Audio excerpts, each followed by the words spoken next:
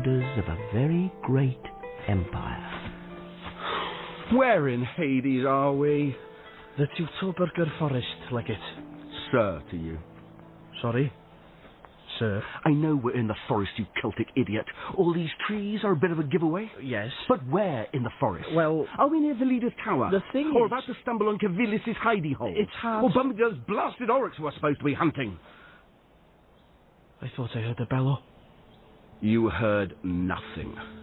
We're lost, aren't we?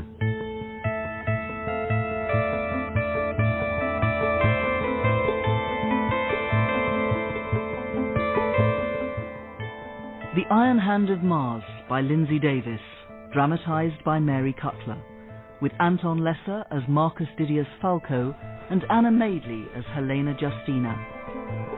Episode 1. Greetings.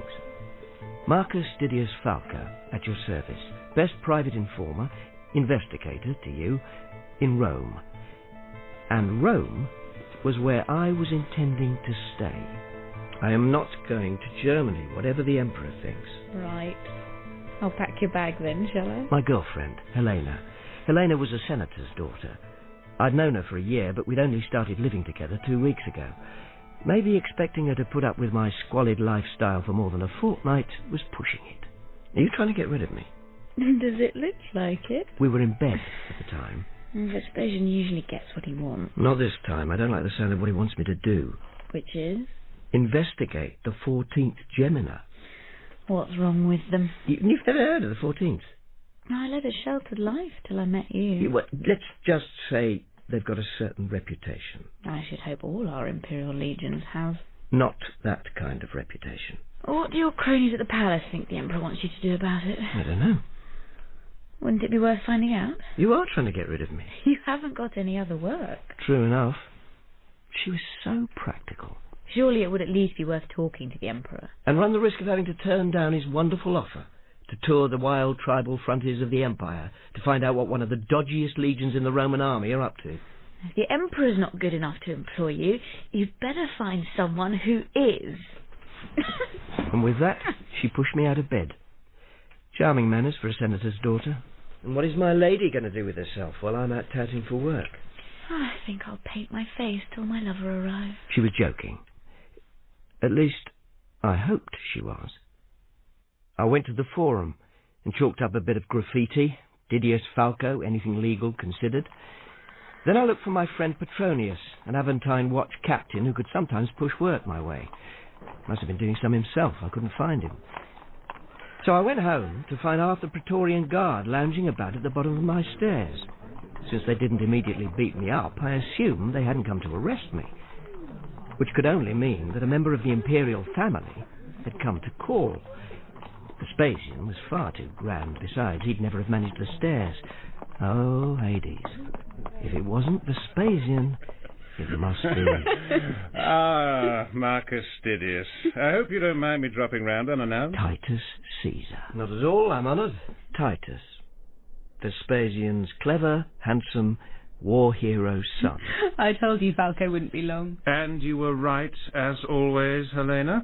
Who, to add to all his other faults, had a very soft spot for Helena. Sir, you are too kind. Maybe she hadn't been joking about the lover. May I ask what brings your honour to my humble abode? I came to commiserate with you about the loss of your previous apartment, and to see if you were all right. Like Hades he had. That's my fault. When the landlord told me it was built to last, he should have guessed he meant built to last a fortnight. I'm so glad I found you here, Helena. Helena has been keeping me amused in your absence. I'll bet she had.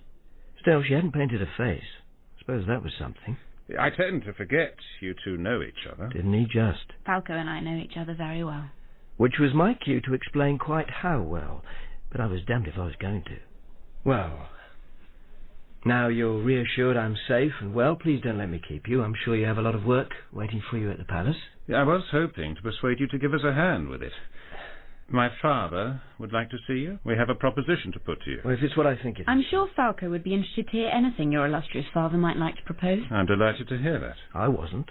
Usually I would be, but I've got quite a lot on at the moment. Well, there's no immediate rush, but... Don't worry, sir. I'm helping Falco with his appointments diary. We'll fit you in.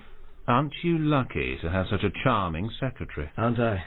And she keeps me up to the mark. We had to go through my appointments today, didn't we? Did we?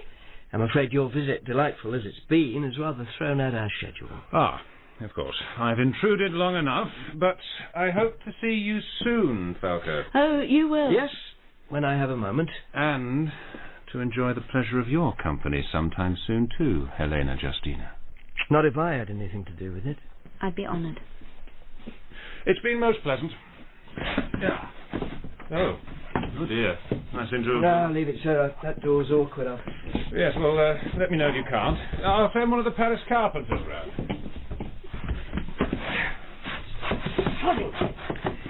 You should take him up on that. That door's never been right. Can manage. Careful. We'll have it off its runners. Why are you in such a bad mood? I don't like royal visits. I'm a Republican. I'm sure Titus gathered that. Oh, you think I was rude? I imagine he's used to it. What's that supposed to mean? He's so friendly and approachable. For a future emperor, I expect a lot of people forget who he is. Good thing he never does that. That's unfair. So what did he really want? He told you. He wants you to see his father. Could have sent a messenger round to say that. Would you have listened? I had a letter from my brother this A morning. letter from Justinus. Does he know what the 14th have been up to? Helena's younger brother Justinus was serving his country somewhere in Germany. I've met him once. Nice boy. No, it was from Spain, from Aelianus. Him I hadn't met, but I didn't like the sound of it. You can read it if you like. Later, maybe. Did you tell Titus you'd had a letter? I did, actually. He takes quite an interest in my family. Checking out her pedigree. I knew it. All of your family, or mainly you? He's a man. He mainly talked about himself. Did he mention he's supposed to be in love with Queen Berenice of Judea? No. Poor Titus. Why? Well, you can't marry her. Rome would never accept an alien empress. He's got to marry someone. He's the heir to the Roman Empire, as you pointed out. Marcus, I chose to live with you. Which should have reassured me, but I'm afraid it didn't. I spent the next week giving Helena excuses why I couldn't go and see Vespasian. I claimed I was very busy with new clients. The fact that I kept arriving home unexpectedly to check that Titus hadn't paid another of his surprise visits rather blew my cover. As it turned out, he was cleverer than that. Are you doing anything on Thursday? Yes, I'm not going to see Vespasian. Be serious. Are you? Why? I've had an invitation to dinner with my parents. Oh, sweetheart, if they don't want me to come, don't worry, you just At go. the palace. Surprise, surprise. Let me guess which of the Caesars the invitation came from. Not Vespasian. He doesn't like to waste his money on entertaining, so it must be... It was Titus, yes. You'd better go then. Well, I don't want to. You can't turn down an invitation from the heir to the empire. I can.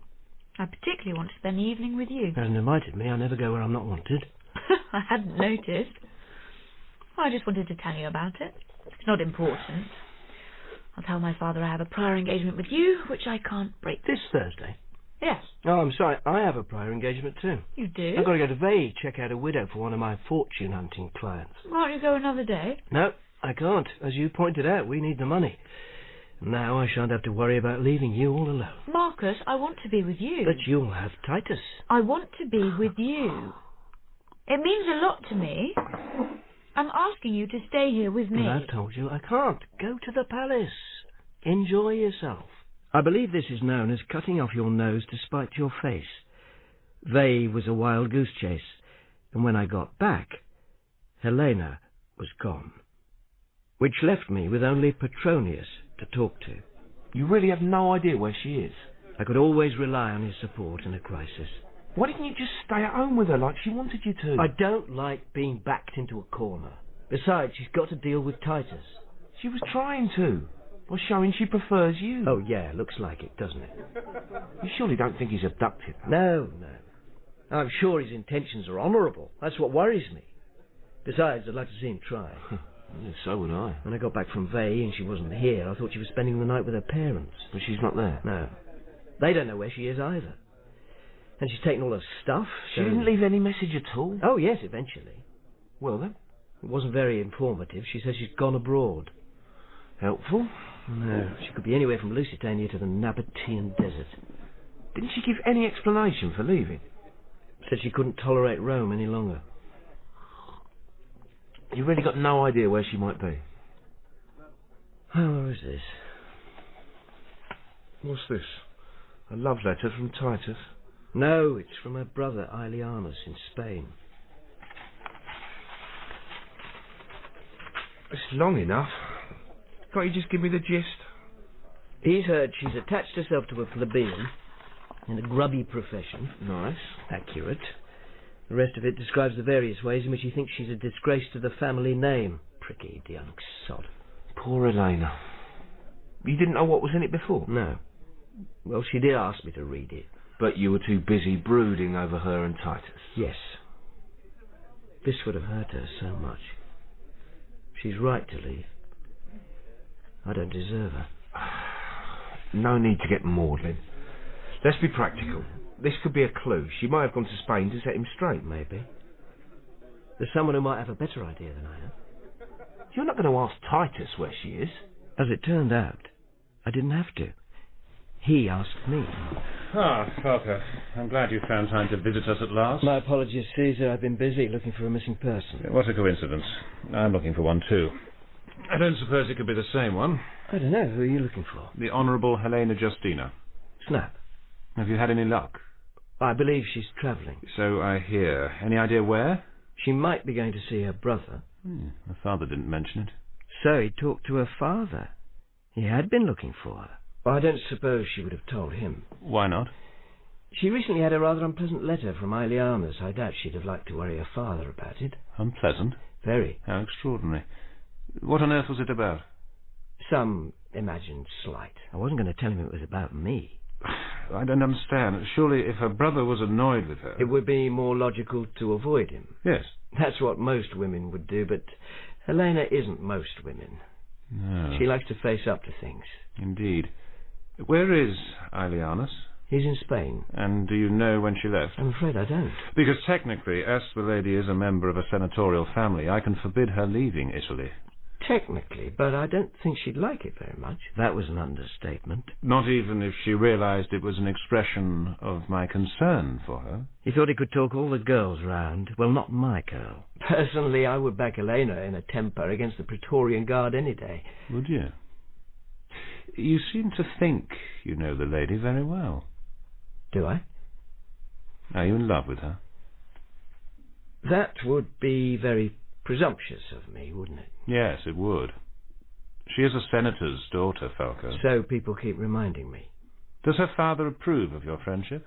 He did, but I wasn't going to drop Decimus in it. I liked him. How could he, sir? Does he allow it? Clever. He's learnt his daughter has her eccentricities. I think we've all learned that. Marcus Didius, my father needs you to make a journey. Yes, everyone keeps telling me that, too. I think it would be for the best, for all concerned. Best for him, he meant. Does he want me to go to Spain, by any chance? No, he doesn't. Quite the wrong direction. What a pity. You think that's where Helena Justina is headed? Your guess is as good as mine. Isn't it? I suppose it is. He wasn't giving anything away. I was going to have to come straight out with it. She didn't give you any hint? Me? He was trying to play the innocent. Well, that wouldn't wash. When you saw her? Last Thursday? Last Thursday? Oh, yes. I was hoping to entertain her, but she didn't come. She didn't come? She didn't come? No. Well, I quite understood. Most people prefer to celebrate such a special day with their nearest and dearest, don't they? Did they? What was he talking about? Yes, I suppose they do. Their family, or close friends. I have to say, I thought she would be with you. I had to work. Really? On Helena Justina's birthday? Oh, sacred Juno, her birthday. What had I done? Oh, didn't you know? No, I didn't. I tried to find out, of course, but she wouldn't tell me when it was. Not then. But she tried this time, hadn't she? Told me it was a special day. Told me she wanted to spend it with me. Told me... Oh, well, that was us finished. I might as well go to Germany. So I went to see the Emperor. Falco, at last. I am honoured. I hear you've got a job for me. I've had a job for you for the past 2 weeks, but you didn't seem very interested in it. That's because I didn't like the sound of it. You never do. Sit down. Now, what do you know about Germany? I knew it was where 3 of our best legions were ambushed and wiped out. But perhaps this wasn't the moment to bring it up. The Rhine provinces played an important part in the Civil War, which Vespasian had won, so that should be a safe enough answer. A part which culminated in a revolt? Whoops, touched a nerve. What do you know about that? Led by a Batavian, Civilis. He wanted to unite all the European tribes, Gauls and Germans. The European Union? It was never going to work. Gauls and Germans. The rebels burnt our forts. Vetera held out. Until it was starved into submission. And didn't Civilis send their legate as a present to one of the German priestesses? It's not known what happened to him. Then he persuaded the Rhine fleet to defect. Native rowers. Only to be expected. As did 4 of our legions. Not to be expected. The situation was a little chaotic. But in the year of the 4 emperors... I know, just a sideshow. And we have Germany well under control now. Glad to hear it. You don't need me, then. Although Civilis seems to have disappeared. That is a little worrying. Especially if I was supposed to find him. I couldn't even keep track of my girlfriend. You're asking me to find him? I really don't think... No. But you could keep an eye out. He's dyed his beard red and sworn to keep it like that until he's defeated Rome, so... Go on with the red beard. Oh, well, that should be easy then. No need to be sarcastic. Your chief mission is to be my personal emissary to the 14th Gemina. That's what I'd heard. That was the bit I didn't like. I'll be frank with you. Rumour has it that they're in a truculent mood. They're always in a truculent mood. The 14th were originally raised at Moguntiacum on the Rhine. Then they were sent to Britain, which is enough to make anyone truculent. You know their native auxiliaries are Batavians. Like Civilis, yes. All Roman legions are supported by units of foreigners. Batavians are rowers, swimmers and river pilots. Useful. Especially when there's a great big river flowing through disputed territory. Yes. And they went over to Civilis in the rebellion. As might have been predicted. Old history. They're all back at Moguntiacum now. With all the forts we've lost, it's a vital post. I can see you need absolute confidence in them, Caesar, but I really don't see where I'm not sure whether to leave them there or send them back to Britain. If they got wind of that, no wonder they were restive. The legion was raised at Moguntiacum. Nothing like having their grannies living locally to keep soldiers in order. True. Plus it's nearer than Britain, so it'll be easier for you to keep an eye on them. How do you feel about keeping a discreet eye on them yourself? Caesar, you know I served in Britain with the 2nd Augusta. Oh, yes. I'd forgotten. I haven't, and neither will the 14th. When they were facing Queen Boudica and thousands of screaming Celts, we were confined to barracks. It's a long story and a shameful one. I don't like to talk about it. They defeated her? That's not the point. We let them down. I'm still not going to be very popular with them. That was an understatement. I'd be lucky if they didn't bury me in quicklime. You'll just have to be tactful. About what? I'm still not sure what it is you want me to do. Oh, it's very simple. I want to send the 14th a new standard, as a reward for their recent good conduct in Germany. An Iron Hand of Mars, I thought. You can take it for me. I'm honoured, of course, to be an imperial postman, but surely... And while you're handing it over, you can size up their mood. With respect, Caesar. I never like sentences that start with respect, especially coming from you. Why don't you just get someone in the Legion to do the sizing up, like their legate? He ought to have some idea of his troops' morale. It's not convenient. Which meant there was a problem with the legate, so it was him I was checking up on. So there's a problem with the legate? There certainly is not. There certainly was. But Vespasian couldn't prove anything, and guess who was supposed to supply him with the evidence? Can you tell me something about him? No, I don't know the man personally. His name's Florius Gracilis. He was put forward by the Senate. and I knew no reason to object. Then, but now he suspected, what? Corruption? Or just inefficiency? I'm sure His Honour is well up to the demands of his post. So your task won't be too difficult then, will it? Not yet. There are a few loose ends you might be able to help me with while you're there. I bet there were. And they were obviously my real mission. Any army idiot could tell him how loyal the 14th were, or if their legate was a fool or a thief. Loose ends. They'll be covered in your written orders. Which meant he hoped by the time I read them, I'd be safely on my way and unable to do anything about it. Well, that's it, Falco. I'll be in touch. So I went back to my apartment and waited. I must say Vespasian's messenger was a bit of a surprise when he did come. I knew he was from the palace by his uniform.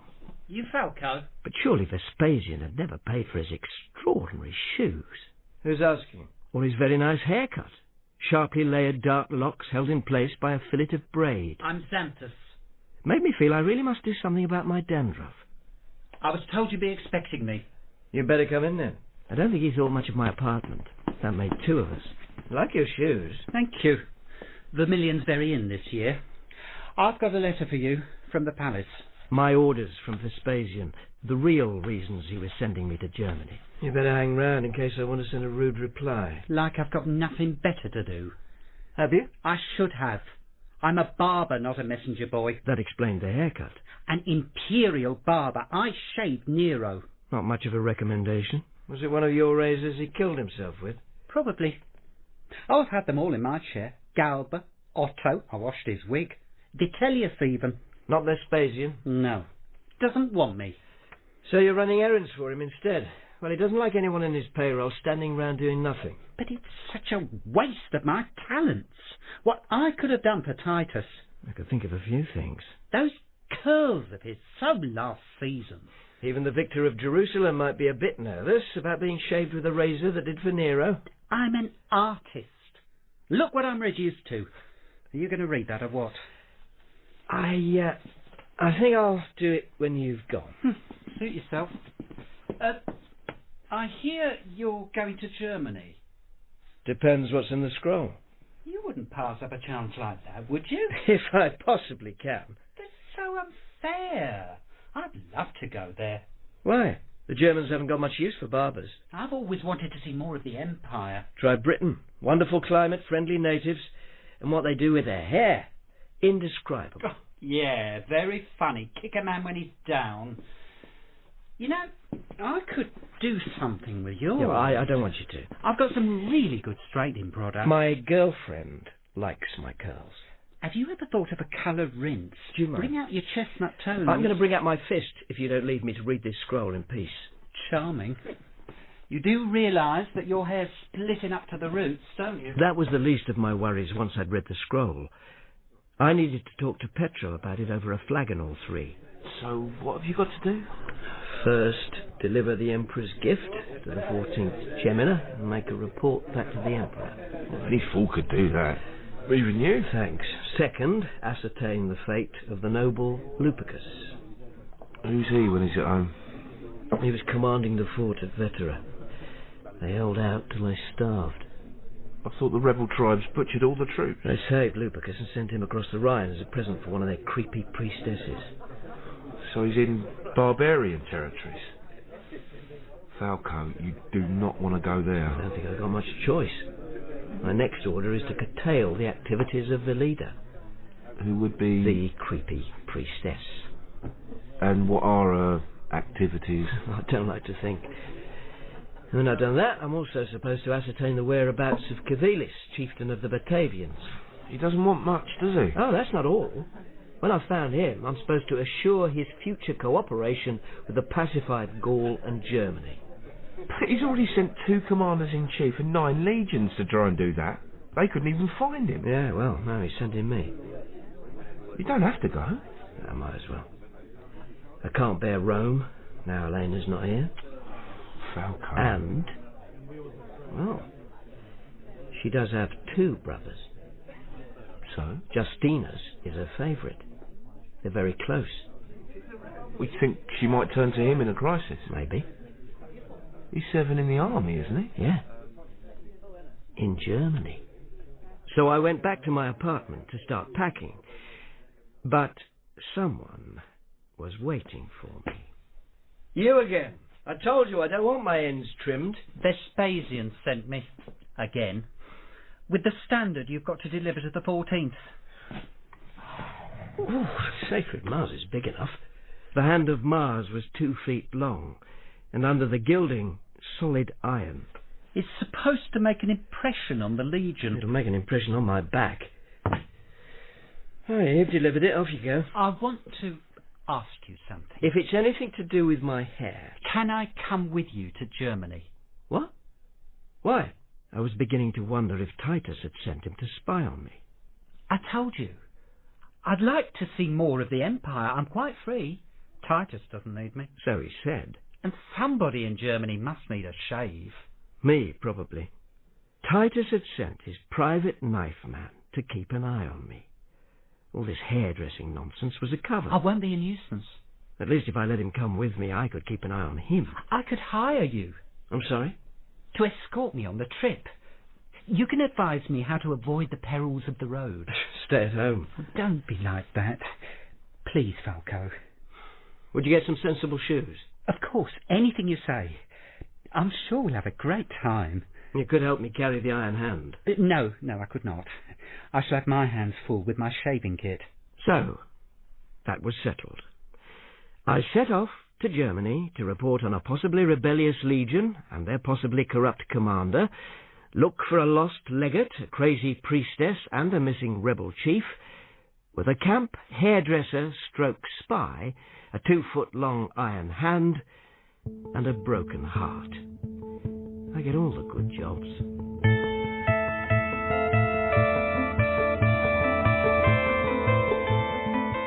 In The Iron Hand of Mars by Lindsay Davis, Falco was played by Anton Lesser, Helena by Anna Madeley, Justinus by Oliver J. Hembrough, Helveticus by Gary Lewis, and Xanthus by David Holt.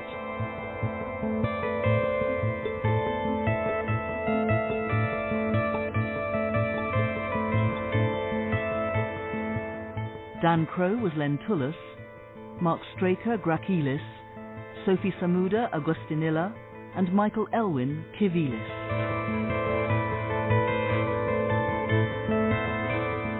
The Iron Hand of Mars was dramatised by Mary Cutler and directed in Birmingham by Peter Leslie Wilde.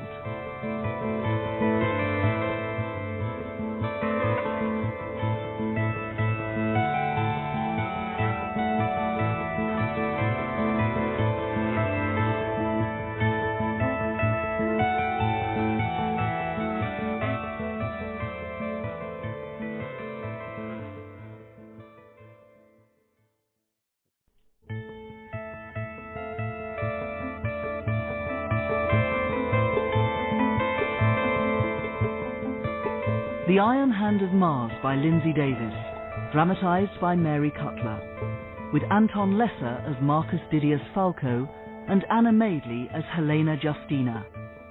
Episode 2.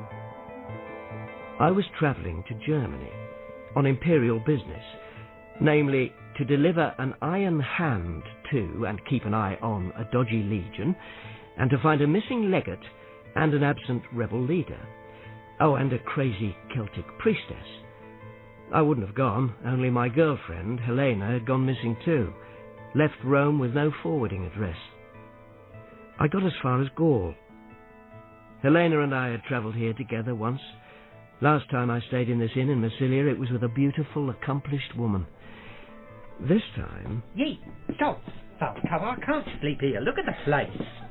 Filthy. I was with a very fussy barber, one Xanthus. He was either the Emperor's errand boy or his son's spy, possibly sent to kill me, although after a few weeks of his company I was starting to think that death might be a welcome release.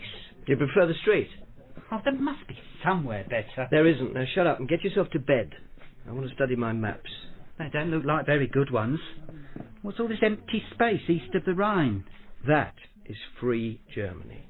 free Germany. Free from our army and our law, and... That's where you think your crazy priestess and that rebel chief might be hiding. How did you know about them? Now I was sure he was a palace spy. People talk in a barber's chair, you know. I thought Vespasian and Titus wouldn't let you anywhere near them. So he said. I think your chief might be there. Don't change the subject, and keep your greasy fingers off my map. I was only trying to help. It won't help if it gets smudged with that filthy hand lotion you use. Well, I have to.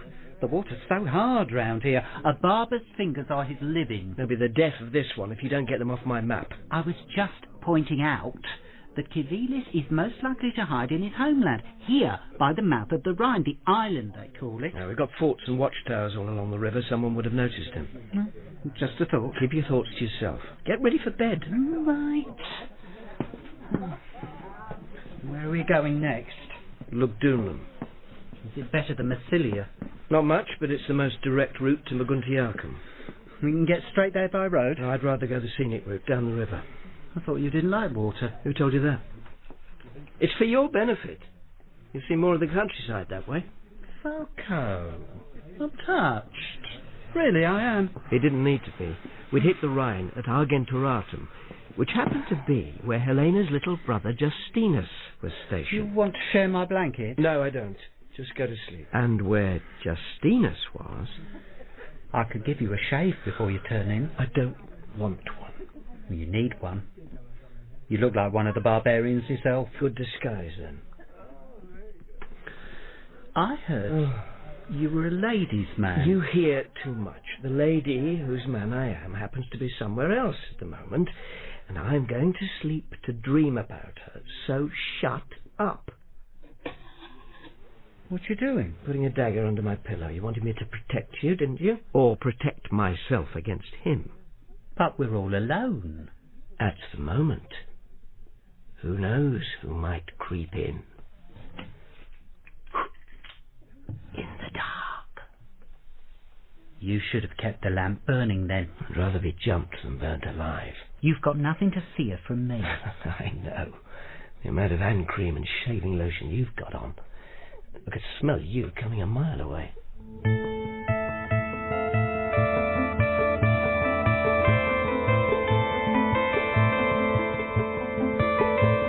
By the time we got to Lugdunum, Xanthus had run out of creams and broken out in a rash. He gave me hourly updates on its progress. To distract him, I took him on a sightseeing tour.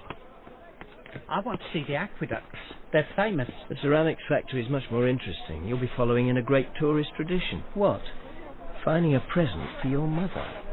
My mother, who is very knowledgeable, told me Lugdunum potters were bidding to supply the whole empire. Now the mighty Aretinum pottery was in decline. She said the goods in Lugdunum would be very good quality. She was right. But... Have you seen the prices? They must be joking. She forgot to mention they'd be twice as expensive. I think if we're stupid enough to come 200 miles upriver to see what they've got in stock, we must be prepared to pay the going rate. Yeah, and if that's the rate, I'm going. We might find something in the reject basket. Yes, reject. I'm an auctioneer's son. The discard box is where you find the treasures. I did come across a rather pretty serving dish. The problem was trying to find someone to buy it from. Where's everyone gone? Just abandoning their stalls like this. No Roman businessman would dream of Unless it was important. Look, most of the local craftsmen were gathered in a crowd, having what looked like a heated debate with a couple of newcomers. Who were they? I don't know, but they're not from round here. They're wearing Gallic tunics. With European travelling capes over them. Oh, Hades. One of the local leaders had just made an obscene gesture towards the two men. The older, fatter one swung a fist at him, but was restrained by his companion, a younger man with reddish hair and warts. What's going on? I don't know, but don't let's wait to find out. But you did. Never mind about that. It was lopsided anyway. I explained to Xanthus that it was never a good idea to get drawn into local feuds. I also had to break the bad news that it was too slow for us to travel by river. I could get a horse, courtesy of my imperial travel pass. He'd have to hire a mule. In a village tavern, I saw our friends from the ceramics factory, same capes, and I remembered the red hair. Luckily, I'd shaken Xanthus off, so he couldn't embarrass me by asking them what the commotion was about. As it turned out, their troubles were far from over.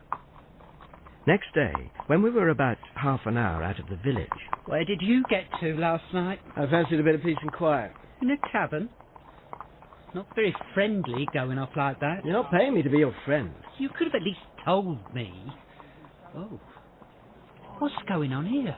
A group of army recruits were standing at the top of a drainage ditch, chattering excitedly. Let's just ride on. We don't want to get involved. Hey, Centurion, what's the problem? Xanthus, he won't want us... Move along, sir, if you don't mind. There's nothing to see here. But... Oh, Pluto. Those men, they're... The Centurion was being a little economical with the truth, not that I blamed him. There were 2 bodies at the bottom of the ditch. They're dead, aren't they? Yes, they were dead. One fat old man and his young friend with red hair and warts. Their European capes were soaked through, their arms bound behind their backs. Falco? Aren't those the men we saw... I said move along, sir. But Please. we might be able to help. Falco, show him your pass. Now he'd done it. Pass, sir? We're on imperial business. In Germany, so we're in a bit of a hurry. But it was no use. We'd got his attention now. May I see this pass, please, sir? Yes, of course. And you would be... Marcus Titus Falco. And your friends just come along for the ride? I was more or less resigned to people assuming Xanthus was my fancy boy. I think it was his violet tunic with the saffron embroidery that gave them that idea. Or perhaps the shoes with the purple tassels. He's my barber. Is he? I would be if he'd let me. I tried to placate our army friend by being helpful. Couldn't you just leave this to the municipal police to sort out? Your recruits are getting rested. Silence there. Must be a town with a magistrate nearby. Let me look for you. I consulted my map. I let him see it was a military one. Yes, Cavallonum. We're practically there. I think I'll take a look for myself, if it's all the same to you. Mind if I join you? Not much you could say to that. We both slithered down into the ditch. Falco, where are you going? Just taking a look. Shall I come? No! I wouldn't if I were you, sir. You might spoil your shoes. Oh. Is he really your barber, sir? It's a long story. And please drop the search, Falco. Helveticus. Imperial business, huh? Yeah, unfortunately. So, what do you think? Looks like a robbery. Horses missing. Stout parties had a purse cut from his belt. If it is a robbery, you can leave it to the civilian police. Report it as you pass through Cavallonum. A robbery? When their bodies were stone cold and their clothes soaked through. As we both noticed. Nothing to show who they are or where they were going. I think we can put it down to thieves. Oh, you! Stop gossiping. Run back to the milestone and take a note of it. That's it then. You can get back to your barber. I can't wait. Do you mind me asking which legion you're with? First adjutants. I'm proud of it. They'd come over the Alps to help quell the rebellion. I was just glad it wasn't the 14th. Still, he seemed like a good bloke. I was quite sorry to leave him and be stuck with Xanthus again. Why didn't you tell him we knew who they were? We didn't. We'd seen them, that's all. Quarrelling? You don't think that's relevant? I did. But I wasn't going to tell him. To a highway robbery. Oh. Yes, I see what you mean. So, what will happen now? The Centurion will instruct a town magistrate to collect the corpses and organise a posse to search for the thieves. Do you think they'll find them? Probably not. Oh, Hades, Falco. It could have been us. Yeah. If we'd set out earlier... If there'd been any thieves. Those men hadn't died that morning. Their bodies were stone cold. They'd been lying in the ditch all night, hence the soaked clothes. My guess was they'd been set on as they left the tavern, murdered, then dumped in the ditch so no questions would be asked. We'll probably never know who did it. No, we probably never will. So eventually, we got to Argentoratum. Helena wasn't there. Neither was her brother. Shame you missed your friend. What was his name? Justinus. Oh, well, it had been a long shot. Pity you just missed him. Hardly just. His tour of duty finished 2 weeks ago. So he's gone back to Rome? Oh, no, this is the Rhine. No one gets to escape that easily. He's been posted on. Oh, you might still see him. If I got any idea where he's gone. and no one seems to know. So, what do we do now? I'm going on to Moguntiacum, but you don't have to. Stay here. I'll pick you up on the way back. No. I've come this far. I'll stick with you. He spoke as if he was doing me an enormous favour. I was having no luck on this trip.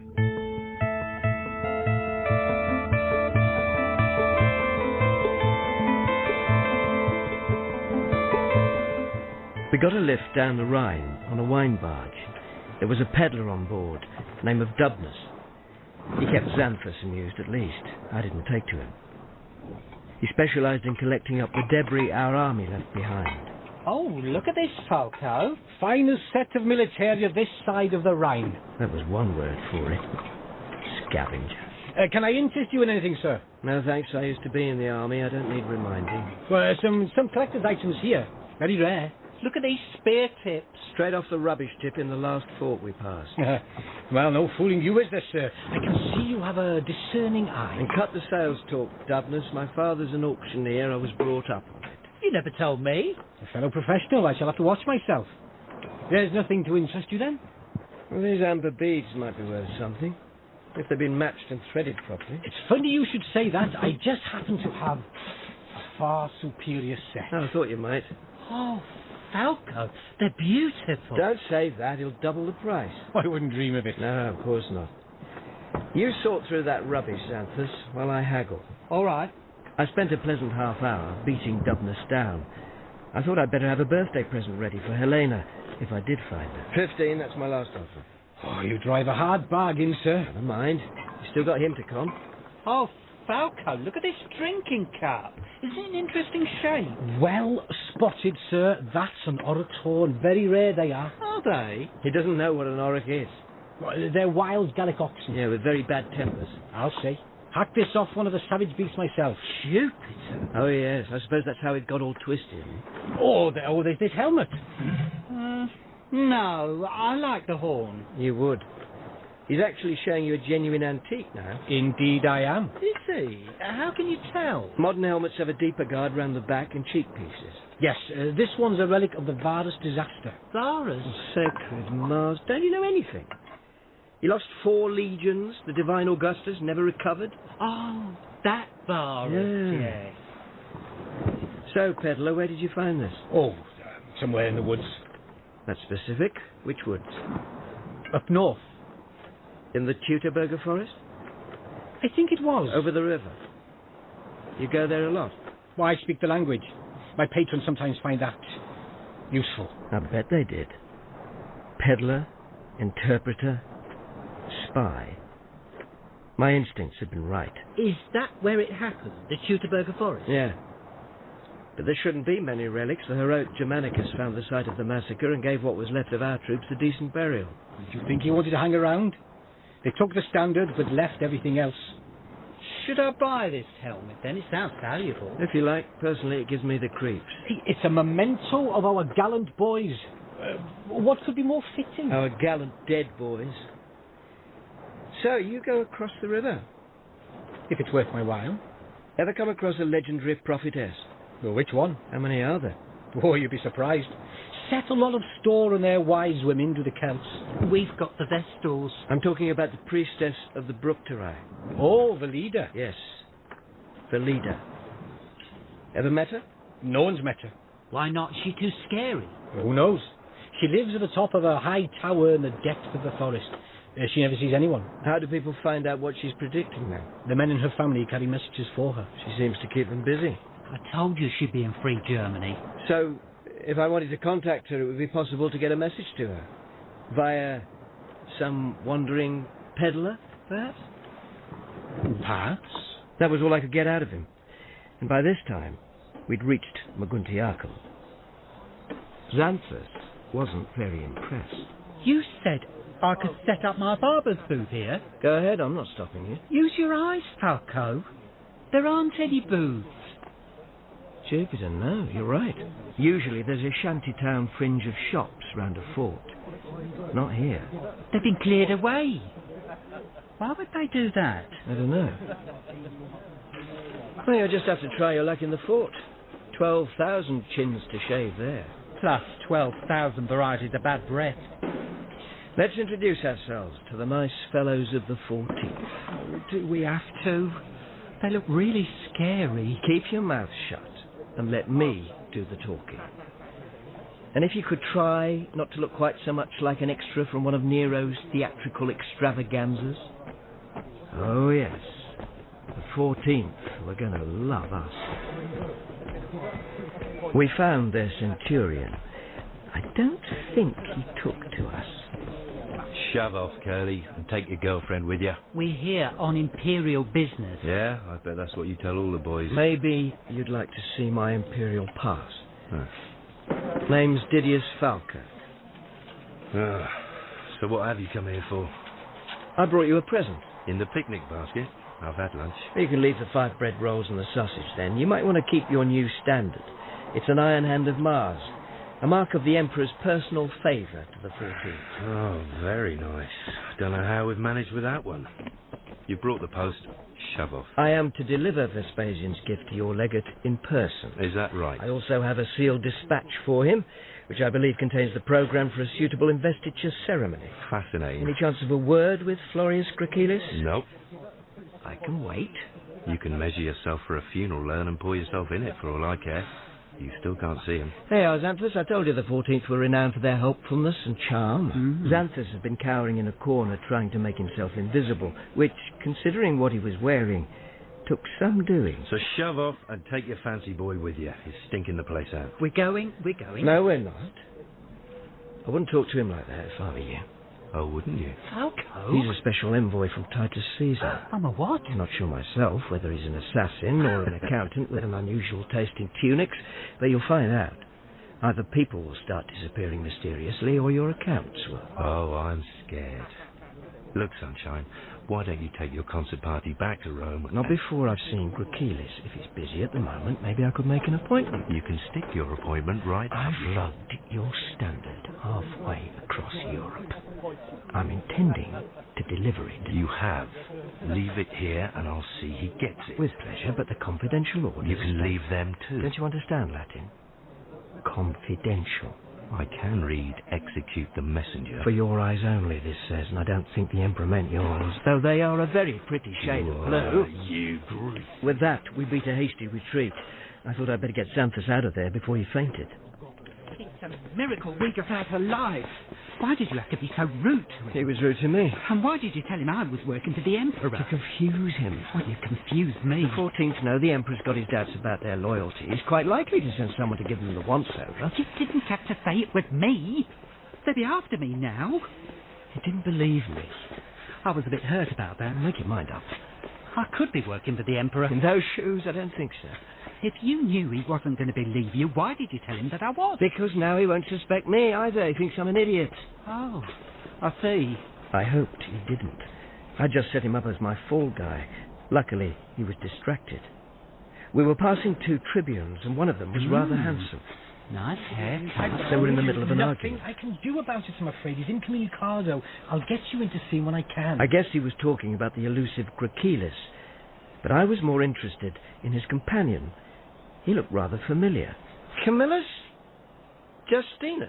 Is this your friend? Yes, it is. I hadn't found Helena, but at least I'd found her brother. Falco? I won't keep you. The other tribune took the opportunity of this diversion to do a runner. Sorry, I didn't mean to interrupt. Oh, don't worry. He was looking for an excuse to escape. It is Falco, isn't it? Helena's friend. Yes, Marcus Didius Falco at your service. You're a long way from home. What brings you here? Long story, and you've heard it, Xanthus. Why don't you go on ahead? Start looking for lodging. Oh, all right. Might find somewhere comfortable for a change. Who's he? I'm not entirely sure. He's a barber by trade. Oh, I'd never have guessed. But what are you doing with a When barber? he forced himself on me as a tourist, I suspect there might be a more sinister reason for his trip. Well, he may simply have a yearning for travel. It was nice to know 6 months on the Rhine frontier hadn't lessened Justinus's touching faith in human nature. I'm passing him off as Vespasian's narc, anyway, which he may well be. Really? Well, it's good to see you again, anyway. Glad I found you. I looked for you in Argenturatum. I heard you'd been posted. Yes, I have. Not to the 14th, I hope. No, I didn't meet their high standards. I was persuaded to volunteer for an extra tour with the first. You get more of a welcome with them. Oh, you think so? I just lugged a new standard halfway across Europe for the 14th. They didn't even offer me a bed for the night. Well, you'd better come and stay with me then, and tell me this long story in comfort. I wouldn't say comfort, exactly. Justinus's house lacked a woman's touch. Unfortunately. No sign of Helena. But I thought I'd save my questions about her till later. We had a lot to talk about. So what are you doing out here? Few little tasks for Vespasian. Like what? Keeping an eye on the 14th. Ooh, good luck with that. Ferreting out rebel leaders, tracking down mad priestesses. Oh, sounds like fun. Oh, and there's a missing legate, too. What? Vespasian knows? Yes, otherwise he wouldn't have sent me to find him. Oh, I know his intelligence is good, but this is witchcraft. He's been missing quite some time. You think so?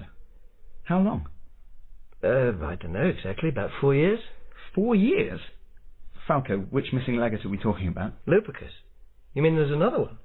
Oh, we think so. Gracilis hasn't been seen for several days. Is that right? You heard their tribune stalling me.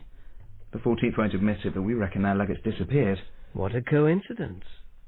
So what's he like, this Gracilis? I don't know. No one's seen enough of him to find out. You're sure he's not just ill or taking leave? If he is, why hasn't he told my legate? We're both stationed at the fort. It's very rude of him. The 14th aren't exactly famed for their good manners. True. But even his wife doesn't know where he is. She doesn't? No. She asked my legate's wife if there'd been a secret exercise going on or something. Is there? You must be joking. We've got enough on our plates on this frontier. We haven't got time to play silly games. How are the 14th reacting to all this? What do the men say? Not much. Gracilis is a new appointment. So I heard. Unpopular? The 14th has a certain reputation for touchiness. That's an understatement. Gracilis has a rather abrasive attitude. It hasn't been going down well. He might have been bumped off by his own men. Well, that's an alarming suggestion. The Emperor has doubts about him. Maybe the men share them. My legion are in a tricky position. The governor's away. So you don't want to get Gracilis into trouble if he's just playing truant for a few days. And my legate doesn't want to march in and demand to see him. And find he's been there all the time. But now you tell me the Emperor's involved. Vespasian wouldn't want the news to get out until he'd decided how to deal with it. You don't think the 14th have reported it and are just waiting for orders from Rome? We'd have been informed. Besides, Gracilis is still getting Fioris-only dispatches from Rome. We keep having to sign for them. Explains why their centurion was less than pleased to see me. All the officers seem to be covering up. Not for much longer. I brought them a new standard, plus orders for its investiture with a full colour ceremony. They'd need to parade Gracilis then. And the governor would come. When's it scheduled for? The Emperor's birthday, so we've got 3 weeks to sort all this out and make names for ourselves. We can start on that in the morning. More wine? Yes, please. How was your journey? Reasonably uneventful, apart from 2 bodies at the bottom of a drainage ditch near Argentoratum. Jupiter. What did you do about them? I left that to one of your capable centurions. From the first? Yes. Helveticus? I don't know him. I'm afraid I haven't been here long enough to recognise all their names. I should think not, seeing there are 60 of them. You'll really have to curb this conscientiousness if you want to get on in the army. I'm doing all right. You came through my old base then. Wasn't that rather out of your way? Did he know I'd been looking for Helena? I thought you might like news of your family. I certainly would. Oh, how kind of you. How are they? They all seem well. Your father wants to buy a yacht, but your mother won't let him. Poor father. Have you heard from your sister lately? I had to ask. No. Curses. She's been unusually quiet. Yes. Is there something I should know? She's left Rome. Really? When? Just before I did. Did someone upset her? Yes, me. Oh dear. I was hoping she might have invited herself to stay with you. No. Do you think we should be worried? I'm not sure. Oh, she's a sensible girl. Usually, but this time she seems to have made no arrangements with her banker, took no bodyguard, didn't say goodbye to her family or friends, and left no forwarding address. You are worried. I am. Well, is there anything we can do about it? Not that I can think of, which also worries me. You're tired, Falco. Things will look better in the morning. Yes, mate. I doubted it. My mission now had a second missing legate to add to the official one, possibly mutinous troops, a vengeful rebel chieftain, and a maniacal prophetess. And I still had no idea where Helena was. Alone, unprotected, anything could have happened to her. I didn't think I was going to sleep very well.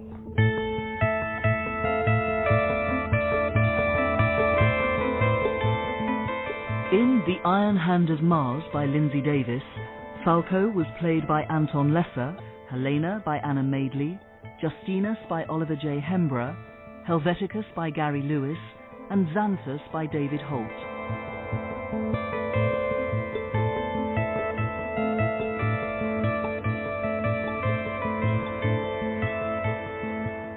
Dan Crowe was Lentulus, Mark Straker Gracilis, Sophie Samuda Augustinilla, and Michael Elwyn Civilis.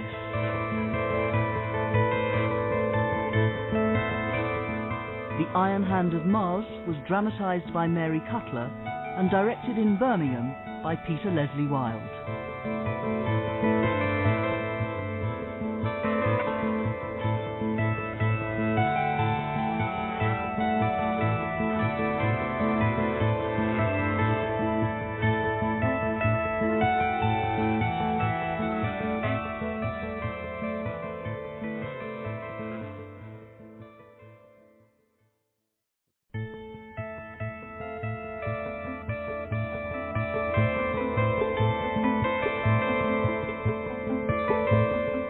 The Iron Hand of Mars by Lindsay Davis, dramatised by Mary Cutler, with Anton Lesser as Marcus Didius Falco and Anna Madeley as Helena Justina. Episode 3. I had come to Germany to run a few errands for the Emperor and to look for my missing girlfriend Helena. No luck there. Still, at least I'd found her brother. More grapes? No, thanks. I'll just finish these and I better go and start looking for your missing legate. Yes, Gracilis has got a lot of questions to answer. Bit of a coincidence you're already looking for one. Isn't it? Tell me about this Lupicus.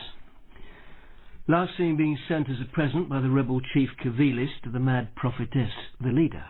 Any clues? The prophetess lives at the top of a tall tower and can only be approached through her male relatives. Where's the tower? The other side of the river. I wouldn't go across there unless you absolutely have to. I don't intend to. If you could give me any gen about Civilis, that would be helpful. He's disappeared too. So I hear. A nasty piece of work by the sound of it. Details? Used to hand over Roman prisoners to his small son for target practice. Lovely. Anything else? He was loyal once. Led auxiliaries for us for 20 years. So what changed? The year of the 4 emperors. We didn't treat the Batavians very well, I'm afraid. No, we didn't. So he summoned all the chiefs of the Gallic and German tribes to a meeting in a sacred grove. And made stirring speeches about throwing off the Roman yoke and establishing a free Gallic empire. Yes. He even dyed his hair and beard bright red. Vowed never to cut them till he had driven out every Roman. You heard that story? Yes. He should be easy to spot. He's shaved. After Vetera. We were quiet, thinking of that terrible siege and its awful outcome. Any other distinguishing marks? He's only got one eye, but that's quite common around here. What's Civilis' relationship with the leader like? Very close. When the rebels captured one of our flagships, he sent that to her. So, she has her own personal state barge, plus Lupicus to use as a sex slave. Now, I'll go and look for Gracilis. It might be safer. As long as she hasn't got her hands on him as well. You think she's going for the set? I went to find Xanthus, my uninvited travelling companion, who was whining as usual. Deserted me for your fine friend, without a word of explanation. And I'm going to desert you again. I've got work to do. But what about me? Do some sightseeing. That's what you came for, isn't it? And try not to get into trouble. Well, but when shall I see you again? Come to the Tribune's house this evening. I expect to give you dinner. I can't stop. I've got an appointment with a very important lady. At least she thought she was. Gracilis' wife, Priscilla, didn't seem very pleased to see me. Am I supposed to have heard of you? She'd received me in a gold and black salon. She was surrounded by maids and dripping with jewellery. If they were supplied by her money, and something about her made me suspect that they were, Gracchus had done very well for himself. I apologize for invading your privacy, but I need to see your husband, and he wasn't at the fort. He's not here either. You must be worried. Must I? Or does Gracchus make a habit of vanishing? The legate's habits are his own affair. Not quite, madam. A man of your husband's standing ought not to become invisible. The Emperor doesn't like it. Well, there's nothing I can do about it. You could tell me why you think he's disappeared. Could I? Dodging his creditors, perhaps? Who told you that? A lucky guess, am I right? Possibly. Could you provide me with a list of his debts? No, I couldn't. My husband doesn't involve me in his financial affairs. So you have no idea where I should start looking? Oh, I know that. Would you mind telling me then? I don't think you realize how serious this is. I don't care for your tone. If my husband were here, he wouldn't allow you to speak to me like that. But he isn't, and I have a message from Vespasian for him. When the Emperor sends dispatches, he expects them to be delivered. I should pop round and see my husband's mistress then. Go and bother her. Gracchus' mistress shouldn't be too hard to find. No doubt the whole barracks knew who she was. First I thought I might have a word with his accountant. He was very helpful once I showed him my imperial pass. He gave me a long list of Gracchus' creditors. Jupiter, does he ever pay any bills? It would be fair to say the legate doesn't have a very good head for business. You seem pretty good at spending other people's money, though. Either this man had a gambling problem or very expensive taste in women. What are the stable industries around here? Wool, shipping on the river, ceramics. Ceramics, eh? I was brooding about this when I bumped into an old friend. Falco, I want a word with you. My old buddy, the Centurion of the 14th. Seemed to have a lot on his mind. I hear you're still looking for our legate. I hear Gracchus is still missing. Official business. I am an official. Official secret. That the Emperor doesn't know about. He's not going to be very happy when I tell him. You'll never get a message off this fort. Is that a threat? We don't like your sort, Falco. We've had complaints from the legate's wife. I apologize for intruding. I thought the noble Florius Gracchus might be at home with a cold. His residence is out of bounds to visitors. If you know what's good for you, you'll conduct your business through the official channels in future. The official channels haven't been very forthcoming. And it's not my business. It's the Emperor's. I'd watch your step. We've heard things about you. Things we didn't like to hear. You served with the Second Augusta. No, I really was in trouble. A lot of the lads lost their mates when we were trying to deal with that bitch Boudica, and you were tucked up all nice and cosy in your barracks. I suppose you wouldn't believe me if I told you I regret that as much as you do. No, I wouldn't. I'd watch your back if I were you. Wonderful. The 14th hadn't exactly taken to me on our first meeting. Now I was a marked man. I thought I'd better go back to Justinus's house. I'd be safe there. A woman's been asking for you. Lucky me. Did she leave a name? Julia Fortunata. Not a connection of Gracchus, by any chance. You've heard? His wife told me he had a mistress. Good heavens. I presume this is her. So rumour has it. She's asking for me. That's bold. Must be urgent. Do you know where she lives? Yes. You better show me then. We can play good informer, bad informer if we have to. I don't understand. It's a way of extracting information. First a cruel brute upsets the suspect, then a kind one comforts them. And they tell all. Oh, I see. Yeah. So, which one do you want to be? He filled me in on the background while we were waiting for the lady. It's a long-standing arrangement. Julia Fortunata is a woman of culture and breeding. Make a change from his wife. I presume Gracchus married her for her money. So they say. Oh, shh. Gentlemen. My lady, I'm Didius Falco, and this is Camillus Justinus, senior tribune of the first adjutrix. Didius Falco, I believe you are conducting some sort of inquiry? I am. Do you think you might be able to help? I hope so. And if you are investigating something that affects my old friend Gracchus, you may be able to help me. His Honour's wife thought he might be here. Did she? I'm afraid he's not. Might I ask if you've known the Tribune long? 10 years. And the relations between you are... Falco. Cordial. Maybe you should explain why you're here, Falco. I'm an envoy from Vespasian. He sent me to Upper Germany on other business, but it's possible the disappearance of Gracchus may be related. I see. You may speak completely frankly. We shall be discreet. I confess I'm worried. He's simply vanished. So it would seem. And his colleagues in the Legion aren't taking the matter seriously enough? Or are actively attempting a cover-up? I don't know. It's inconceivable that he would just go off like this. Without telling you where he was going? Yes. Does he ever discuss military matters with you? Only within the proper bounds. Did he mention any particular concerns? The political situation here troubles him. In what way? He thinks subduing the rebels is only half complete. But he senses further trouble brewing. I'm afraid so. What does he feel about the situation at the fort? You did say I could be frank? Oh, of course. But as the more experienced and long-standing Legion, the 14th are carrying their colleagues. No disrespect to your Legion, Tribune. No, none taken. We're very conscious of our inexperience.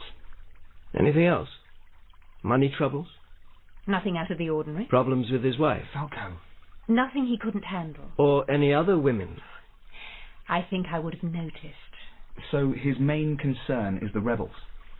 He's worried Civilis might try to rally support. And what about the leader? He never mentioned her. But he'd taken no action about this? Or made any plans to? He was wary, that's all I can say. He's a very conscientious officer.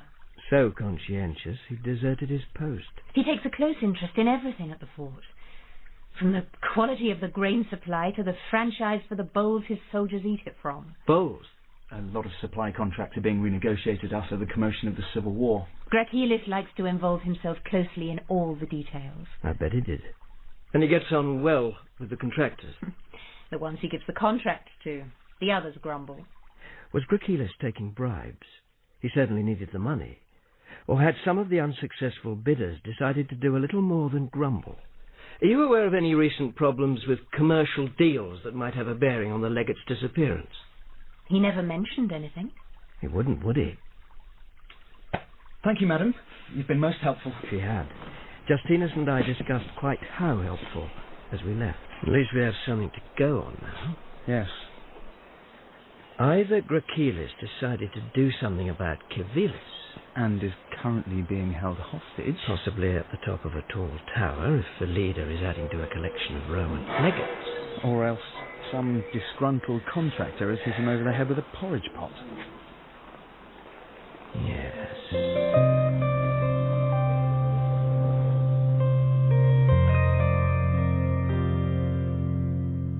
Justinus had to return to his military duties, so I took a little turn round the town to clear my head before supper. If Grakilis had gone to look for Civilis and found him, bang went my bonus from Vespasian. And I still hadn't found Helena. Depressing. I needed my supper. I made my way back to the house.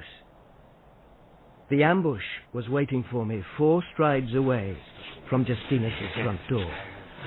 There were 3 of them, soldiers armed with daggers. You don't, matey. I was outnumbered, but I had a piece of luck. Someone must have heard the noise and opened a shutter on a first-floor window. I thought I saw a shadow move across it, so I shouted. Help! Help! By the light that came from the window, I could see who one of my attackers was. You! I told you to watch your back. Come here. He went for me with his dagger, while the other 2 tried to hold me down. But I had my dagger too. You're a dead man, Falco. I was trying to get nearer to the door. Then it opened. A shadow moved past me, too slight to be Justinus. I managed to break free. The shadow took the centurion by surprise, pulled his head back, and then the centurion dropped to the ground. The others ran for it. Too late. Justinus and his guard arrived. Falco, what happened? Are you all right? I am. He's not. Sacred Mars! What did you do to him? It was a horrific killing. The centurion's head had been nearly severed from his body by a blade sharper than military steel. It wasn't me. It was him. Xanthus? Falco was in trouble. I had to help him. I was sent. I'm not going to ask how many times you've done that before. No, don't. No, I thought it was me you'd been sent to kill. I want to go home. Don't worry, it'll be all right. I want to go home. It'll be all right. Do you know who this is, Justinus? The 14th centurion. I'll sort it out. How? He was killed on your doorstep. How are you going to explain that to the 14th? It was an unprovoked attack. They'll say it was a drunken prank. It was planned. How can you prove that? I have a witness who saw them waiting for you. Well, they think that's a lucky coincidence. My witness is above suspicion. He'll need to be. Oh, she is. She? Yes. I think you know my sister. Hello, Falco. For a moment I was struck dumb. Helena wasn't, of course. Fighting again, I see. Her perfume filled the air. While you stood and watched, apparently. I sent help. What, Xanthus? He's a barber. He did the job, didn't he? You weren't to know he would. I don't think he knew himself. No, I didn't. He was the nearest person I could find. I was at the back of the house. Helena was entertaining our dinner guests. Oh, what? Oh, yes. Oh, yes. I'd asked him to dinner, hadn't I? Seemed a lifetime ago. While we waited for you. You're late, Falco. As usual. Things were certainly back to normal. You wouldn't believe how much I'd missed having Helena tick me off. So we all went in to dinner. I couldn't really talk to Helena properly with everyone there. I just gazed at her while she told her traveller's tale. And then the wheel came off my carriage.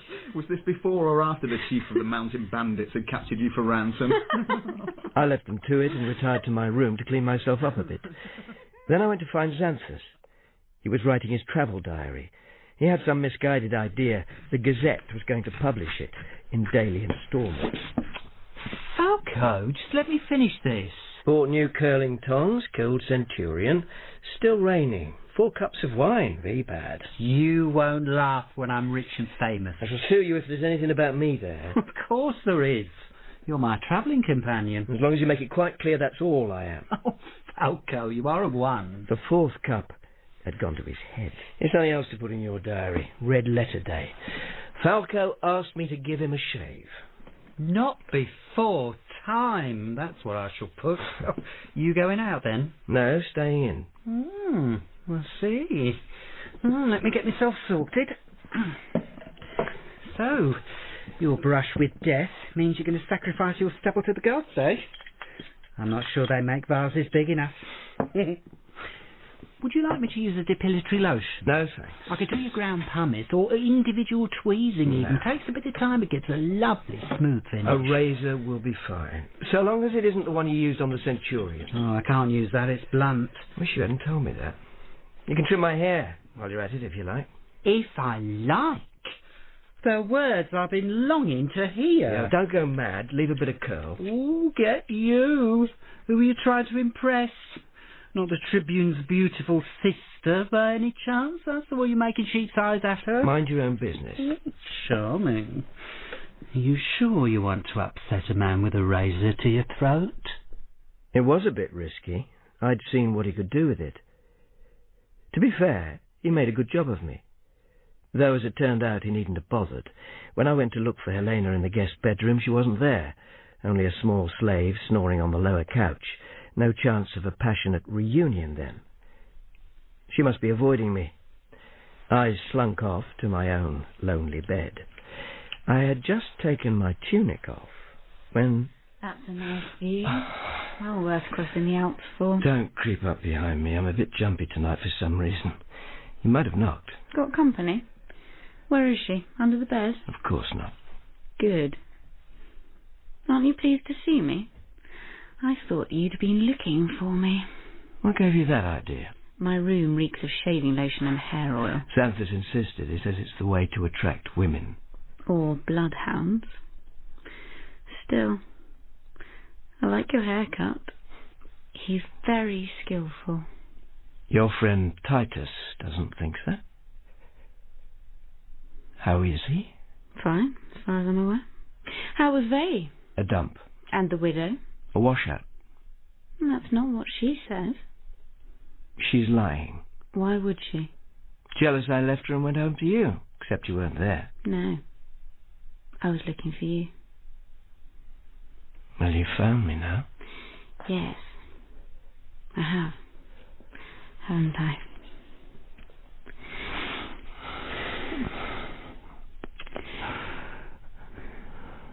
Did you miss me? Yes. Yes. And I set about the pleasant task of showing her how much.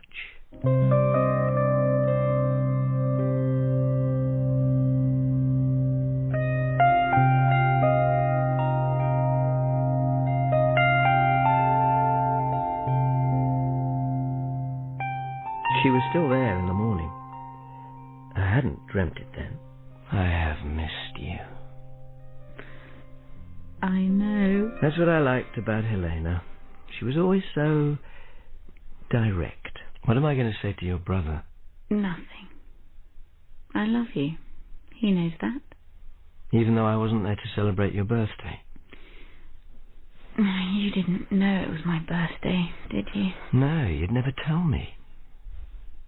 I got you a present, though. I gave her the amber beads.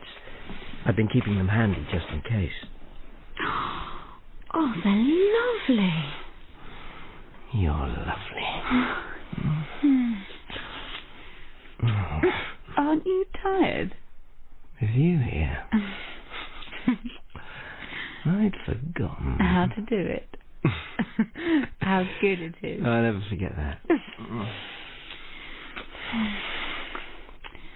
Oh no! What was that? Who cares? What was it? Just some child. Oh, Juno, I forgot. Helena, where are you going? Helena! I followed her out to the hall. I was confronted by a large broken vase and a small, naughty child. She looked faintly familiar. I was only playing. It fell over on its own. Oh, I don't think that could be quite right, can it, Augustinilla? Augustinilla? Oh. What was she doing here? Uncle Marcus, what are you doing here? Augustinilla. One of my sister Victorina's numerous brood. What are you? She brought me. You've got nothing on. I am wearing a sheet. It slipped. I can see your... Augustinilla. You brought her, Helena. You deal with her. I made a dignified exit, covering my confusion with my sheet, to put some clothes on. Helena joined me quite quickly to do the same.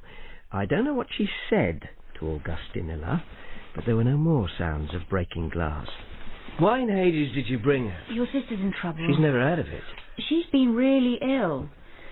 Your mother decided if she was going to recover properly, the children would have to be shared out among the family. I got Augustinilla. Why couldn't Maya take her? Because she always does. She had no room. You told her you were leaving Rome. Your mother came after you'd gone. I didn't want her to know I was chasing you round the Empire. You've been following me. Oh, Helena. Yes, I know. Both as bad as each other. You might almost think we were in love. Enough of that, Falco. You've got work to do. Have I? Yes. Justinus has told me all about your mission. I think you should pursue the ceramics angle. Why? Gracchus doesn't sound like the kind of man to go looking for Cavilius on his own. Let's hope not. That's my bonus out of the window. But if he's got money troubles, think what the ceramics franchise is worth. 12,000 men in this fort alone needing bowls and beakers. Not to mention all the formal dinner services for the centurions and the officers. Is there a local industry? Yes, but I haven't had time to check it out yet. You haven't got your mother her serving dish? I've been busy. Well, let's find the local factory then. While I'm choosing it, you can look for clues. So that's what we did. This pottery quarter isn't as big as the one Xanthus and I visited at Lugdunum. That's odd. The biggest workshop seems to be shut. German potters must struggle to compete with their rivals in Gaul. Good stuff, though. Let's go in here. It didn't take her long to find a serving dish for my mother. That's lovely. My lady has excellent taste. Or to pay far too much for it. Heaven's sake, haggle. Why? We want to pick his brains, don't we? She was right, of course. Is there anything else I can show my lady? I'll browse. This is nice. I expect you do a lot of business with the fort, don't you? Not as much as we'd like, these days. We noticed one of your colleagues had shut up shop. Brucius, yes. Taking a holiday while things are slack. He and his nephew are on a business trip to Lugdunum. I had a nasty feeling about this. Sizing up the opposition. Something like that. It was getting nastier. I passed through Lugdunum myself on my way here. Is Brucius in his 40s, quite stout. Red-headed nephew, warts on his hands. You met them. How are they? Their families are getting a bit worried. I'm afraid I've got some bad news. You might want to sit down. And so I told him. How I'd seen them arguing with the local potters and then found their bodies in the ditch. It was a good thing Helena was there to hold his hand. I am so sorry. The bastards. You suspect someone? The potters in Lugdunum. It must be. I knew they were out to get us, but I didn't think they'd stoop this low. Is your quarrel with them to do with the military trade? Yes. The contract to supply the fort is up for grabs. We've been trying to persuade the new legate... Gracilis? Yes. To award the franchise locally. Glorious Gracilis. Well, well, well. And now he's gone missing too? Yes. It would make sense to use you. Your pottery is as good as anything I've seen in the Empire, and distribution would be easier. Thank you, lady. But do your prices compare? Of course. With no transportation costs, we can afford to keep them low. Lugdunum couldn't possibly undercut us. So they might have tried something else. But Gracilis wouldn't accept your tender? Couldn't get a straight answer out of him. And now he's disappeared. Who do you think he might have been got at? Do you? He would have come the same route into Germany you took, Falco. And that wife of his would have dragged him round the ceramics factory. He could easily have been nobbled there. We did wonder. That's why Brucius went to Lugdunum. As our spokesman, to try and reach a compromise. There's enough business for everyone. That Lugdunum lot are just greedy. Didn't look like they were ready to compromise to me. I think your friends were on their way home with the bad news. Then why were they killed? The franchise isn't settled yet. Lugdunum must have feared Brucius might prove too persuasive. He was a wonderful negotiator. That's why we chose him. Well, they needn't think we're going to give up, or let them get away with it. Good for you. Yes, but will everyone feel the same? They should. If they've got large families who would starve if their breadwinner disappeared. The Empire shouldn't sanction intimidation and corruption. No, it shouldn't. But they should bar Lugdunum and give all the franchises to you. I wish the legate thought like you, lady. I'll have a word with him when Falco finds him. You're looking for him too? On another matter. Though this may be related. And believe me, if I find him, I shall try to find out. I hope that was some comfort to him. We left him to break the news to the dead men's families. Helena was very quiet.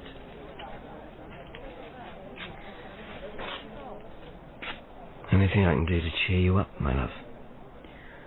I'm not sure. A picnic on the river, perhaps?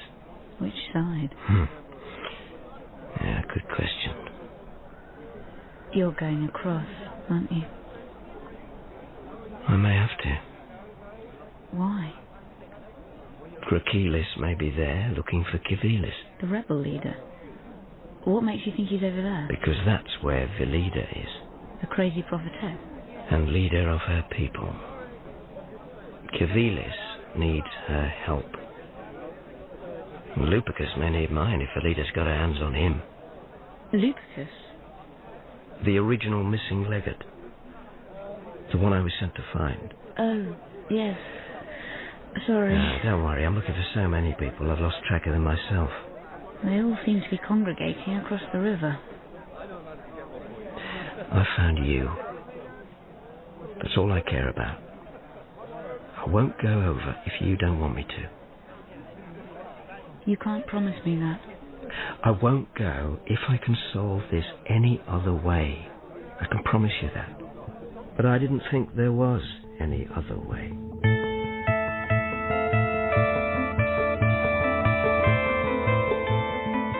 In The Iron Hand of Mars by Lindsay Davis, Falco was played by Anton Lesser, Helena by Anna Madeley, Justinus by Oliver J. Hembrough, Helveticus by Gary Lewis, and Xanthus by David Holt.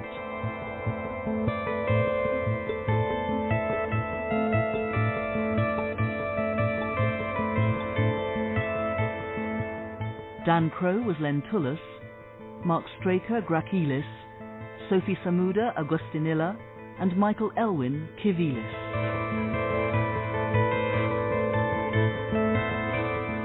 The Iron Hand of Mars was dramatised by Mary Cutler and directed in Birmingham by Peter Leslie Wilde.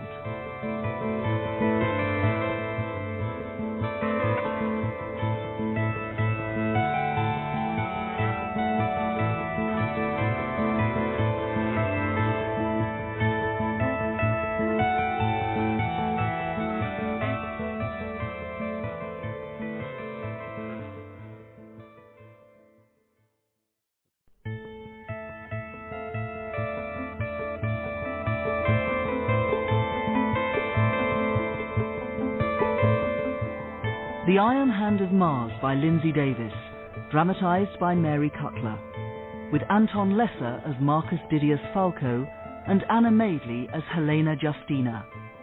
Episode 4. My imperial mission to Germany was going a bit better. I had found Helena, or rather, she had found me. And it looked like one of the two missing legates I was also trying to find might be mixed up in a ceramics scam. Gracilis' little scheme had led to the death of 2 men on the road from Lugdunum. Helveticus, the centurion temporarily stationed there, dealt with that. I needed to talk to him. As you were! As you were! He was trying to drill some recruits. That looks like a thankless task. Fancy a break? I do. All right, lads. Stand easy. Falco, isn't it? Yes, we met on the road out of Lugdunum. Over a couple of dead bodies. I've got some more information about that. I told him they were potters from Moguntiacum, killed by the rival potters of Lugdunum. And it's possible the 14th missing legate is involved. Gracilis? Taking bribes. To secure the contract for Lugdunum. That would explain a lot of things. Like what? I was sent to Lugdunum to report on that ceramics factory. Background information for the tenders. Waste of time. Gracilis had been there before me. I thought he might have been. You were sent out here to compile a dossier on corruption? It's beginning to look like it. Get any idea where Gracilis might be? Across the river, looking for Civilis or the leader. He does like trouble. You ever been over? Only when some daft tribune fancied a boar hunt. Don't go there unless you have to. I don't want to. But if that's where he is... You could ask Claudia Socrata. Rumour is he was trying to contact her. Another woman in his life. His wife and his mistress won't be very happy about that. Neither will our general if he finds out. Claudia's his mistress. Cerialis' mistress. She's well connected then. Both sides of the river. She's a Batavian. Is she indeed? Does she know Civilis? Possibly. He has relations in Colonia. Is that where she lives? It's her hometown. She must be lonely with the general away in Britain. Maybe Gracilis thought he'd keep her company. Or maybe he hoped she'd give him Civilis' address. There was one way to find out. I'd have to see the lady. How was I going to explain to Helena I was off to visit a general's courtesan?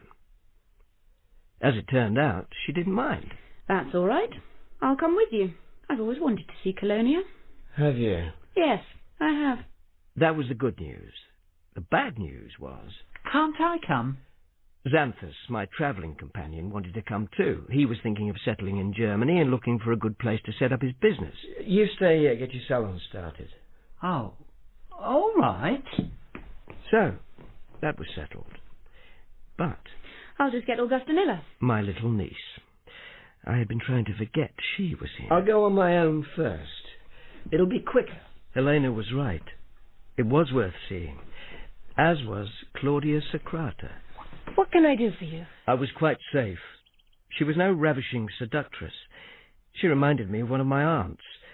But like them, she knew everything. And everybody.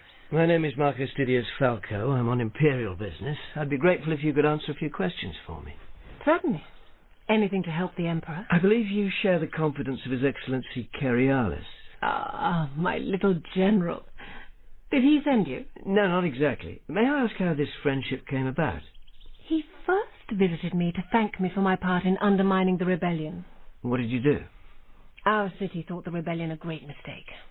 The town councillors invited Civilis' best warriors to a feast, plied them with food and drink, and when they were all completely stupefied, locked the doors and set fire to the hall. Friendly German custom. It's not unknown. So when Civilis learnt his crack troops had been disposed of... He fled. Leaving the way open for Cerialis. Exactly. He was very grateful to me. I bet he was. Do you mind me asking what part you played in this stratagem? I supplied the food and drink. After that, your general and I became very close friends. He was with you when the rebels towed his flagship away. You can't expect me to answer that. He should have been in camp. A good thing he wasn't. He would have been on the flagship, and they took that as a present for the leader. So I'd heard. It doesn't bear thinking about. No. The last Roman officer the rebels sent as a present to the leader has never been heard of again. Oh, yes. Poor Lupercus. You knew him? Oh, yes. I knew him very well. She seemed to know everyone very well. Nice man. Very generous. You have a wide circle of acquaintance. Most of the boys from Rome pass through here at some time. I'm famous for my hospitality. That was one word for it. I suppose you've met Gracilis, then? Gracilis? The new legate at the 14th? Yes. He was here only the other week. Came to see you because... Just dropped in on his way. On his way where? Well, I'm not sure. He was on a hunting trip. That's what they call it round here, do they? Oh, no, dear. He really was. He had a lot of Gauls with him. Gauls? Looking for wild boar. Across the river, perhaps. They were paying for everything at any rate. Were they? Any particular kind of Gaul? Did you happen to notice? I think they were potters. That settled it. Gracilis was taking sweeteners from the Gallic potters to secure the military contract. Vespasian wouldn't be very pleased about that. I wonder if they've gone across the river. Does your useful network of contacts stretch that far? Well... Of course you won't have met the prophetess. The leader? Yeah. Oh, yes, I know her. How can you? I thought she lived up a tower and only communicated through her male relatives. Well, she does. But I went over there with the ambassadors from our town. Well, you went with them? Of course. Why not? You're a woman. I was a well-brought-up Roman boy. I was shocked. Women taking a direct role in politics. What kind of chaos and mayhem would that lead to? This isn't Rome, Falco. I'm a wealthy woman. I have standing in Colonia. Besides, You know everybody. That's true, of course. But I was going to say, I helped choose the presents for the leader, so... So you thought you'd better go in case you wanted anything taken back to the shop? Oh, no. She loved her present. Admired my taste. I see. Have a nice girly chat, did you? The poor lamb. Stuck up that tower with only her male relatives for company. She was dying for a gossip. She didn't happen to mention what happened to Lupercus. I asked her, of course. I don't forget my boys. And was the reply fit for delicate male ears, or had she stuck his balls among the mistletoe? There's no need to be coarse. She's a nice girl. Wouldn't stop her using his head for a lantern. She'd never even seen him. What? Why not? Something happened to him before he reached her. What? She didn't know. And you believed her? I did. I expect those stupid men kept it from her. Is that what she said? No. If you're so keen on getting to the bottom of this, ask her yourself. I shall. Where is this tower? My geography's terrible. Roughly. Over the river. It's in the forest. Which forest? Teutoburger, I think. Where Varus lost 4 legions. Wish I hadn't asked. If that's everything... Look, you have taken up quite a lot of my time. And you've probably got lots of other nice Roman boys to see. Thank you. You've been very helpful. There is just one thing. I believe you met Civilis. Socially, in the old days, before the rebellion. Do you know where he is now? I think he went back to the island. He's disappeared from there, and his family did live in Colonia. Only when he was attached to the Roman fort. Then he knows the area. Any idea where I might start making inquiries? I'm sorry, I really don't know. Which meant she did, but she wasn't going to tell me. It was time I got back to Helena before she thought I'd disappeared, too. You've been a long time. Was she so fascinating? She knows half the Roman army, past and present. It took her some time to drop all their names. Get anything useful out of her? Gracilis is selling favours to a bunch of Gallic potters and disguising it as a hunting trip. A hunting trip where? Over the river. I think he's looking for Civilis, too. But the lady wouldn't tell me where he was. Wouldn't she? Well, we'll see about that. What are you doing? Putting my cloak on. We're going back there. We? Oh, yes. If you're determined to carry out this mission, you need more information. But she wouldn't tell me. Well, she sounds like a bit of a snob. She might open up to a senator's daughter. So we went. All this toing and froing, I was getting quite tired. But this time, we weren't her only visitors. Look at that. There was a scarlet military cloak on the hall peg. I hope we're not interrupting something. I'm sure we are. Looks like we may have caught an officer with his breastplate off. Back so soon? You just can't keep away, can you? I brought someone who's dying to meet you. May I present the Honourable Helena Justina, my... betrothed. A pleasure to meet you, madam. The pleasure's all mine, I'm sure. She's lovely, Falco. You're a lucky man. I'm glad you approve of her. I thought you'd get on. She's not a typical Roman maiden. No? Oh, no. In fact, she can be quite... Ow! Helena had kicked me. Wild. And the better for it, I'm sure. I can see you have your hands full with him, dear. We all make mistakes. Falco tells me you're his only hope of tracking down the rebel Civilis. I'm afraid I don't know where he is. No idea at all. We'd be so grateful. I wish I could help you, dear. Any close family who might know? Stacks of them. Wife, sister, daughter, a son. You didn't tell me that. No point, dear. They won't talk to you. But they're still in the area. Some of them. Are you planning to stay here, dear, while your friend goes across the river? He told you that's what he's doing? A black mark. I moved out of range. Hoping to find my old friend Valida. You've met her? I've met everybody, dear. Is she young? Young enough. Beautiful? Men think so. Don't worry, dear. You could run rings round Valida. I know, but I shan't be there. Our visits seemed to have given Helena food for thought. She went back to her brother's house. I went to find Dubnus, the peddler we'd met on the way down.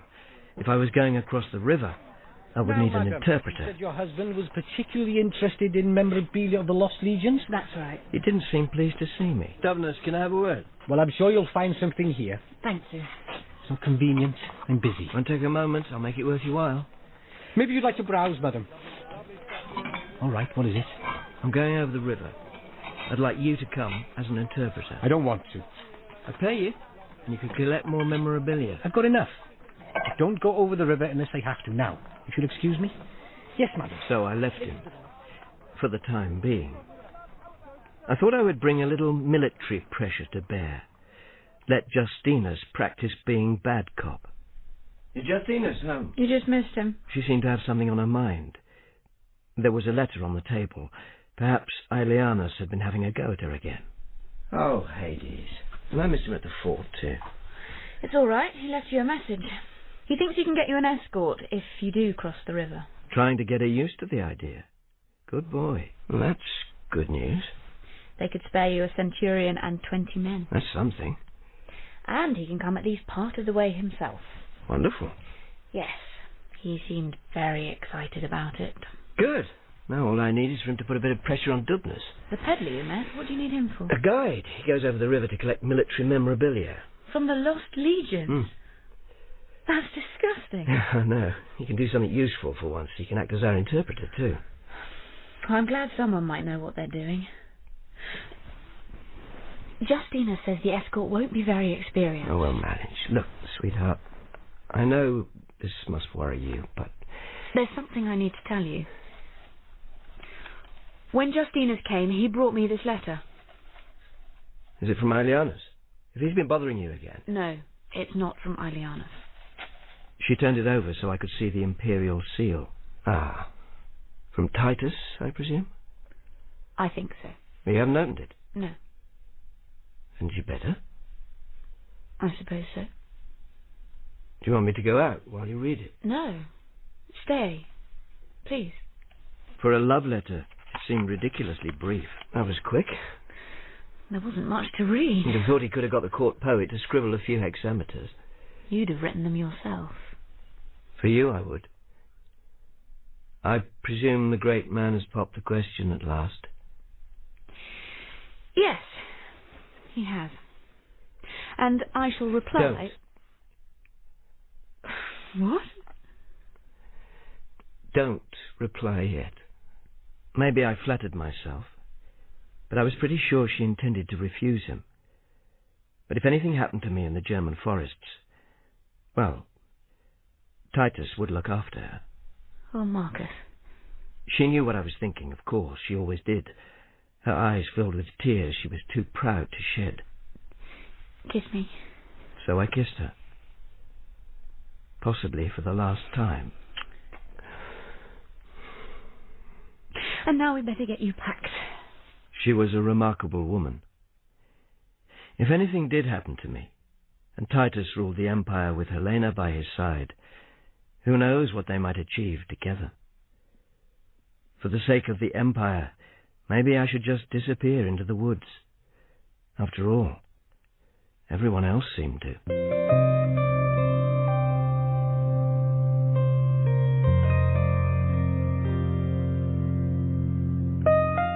We set off the next day. Overnight, Augustinilla had developed a toothache, so Helena said she might take her to a healing shrine. But she came to see me off. Well, lady, any last words of advice? Make sure you come back. You don't get rid of me that easily. Bye, then. Bye. Oh, look after my little brother. Don't worry. He'll be safe with me. I wished I was as confident as I'd tried to sound. But there was one piece of luck. Watch what you're doing with that.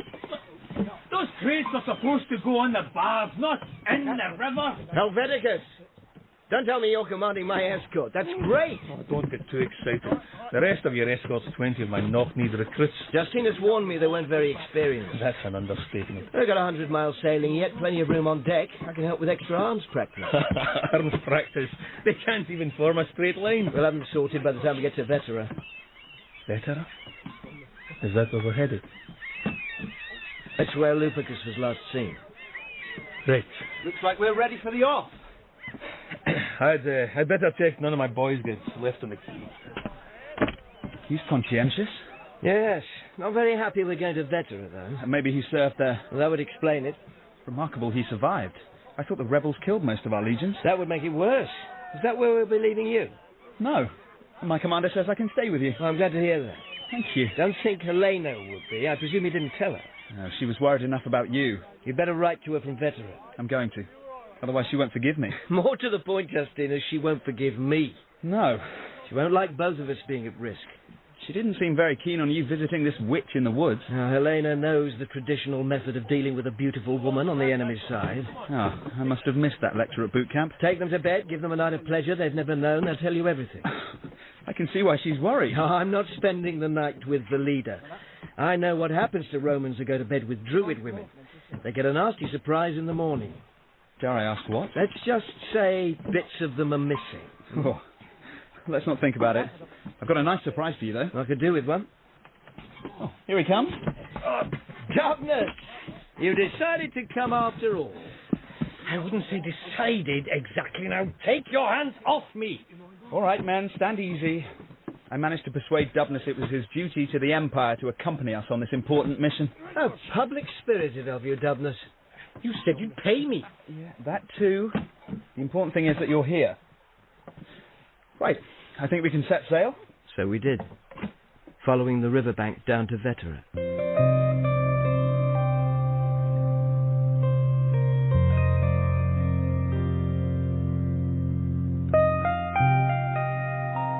Our journey was relatively uneventful, except one of the clumsiest and most accident-prone recruits kept falling in the river. Oh, Tullus, not again. And Dubnus grumbled all the time. He never wanted to come, you know. I shall have words with your legate when he gets back. And then, when we got to Vetera, Helveticus refused to get off the boat. No. But Centurion? No. I'm sure Helveticus has his reasons, Tribune. He did. When he told us what they were, we understood completely. I was in one of the legions guarding the fort during the rebellion. I was wounded and sent to a field hospital. When I got back, my comrades were dead. That's not your fault. I should have been there. You have nothing to reproach yourself for. They died bravely. Most of them. Some of them went over to the enemy. I might have stopped that. You couldn't. You weren't there. It was disgrace. I feel shamed, untrustworthy. We have no cause to. It's ancient history. You're with the first now. We need you, Helveticus. You have local knowledge. I've got that. I've been over the river. Boar hunting. I was stuck here for 4 years. I had to do something. I was fascinated by Varus and his lost legions. Aren't all soldiers? Used to slip across to see if I could find the site of their last battle. Well, did you? I think I got pretty close. You should ask Dubnus. He knows where it is. Does he? It's where he gets his relics. Leave it, Centurion. Got enough to do finding Civilis, 2 missing legates and a mad prophetess, without tracking down the lost legions as well. But we didn't find any of them in Vetera. We were going to have to cross over the river to the other bank, into free Germany.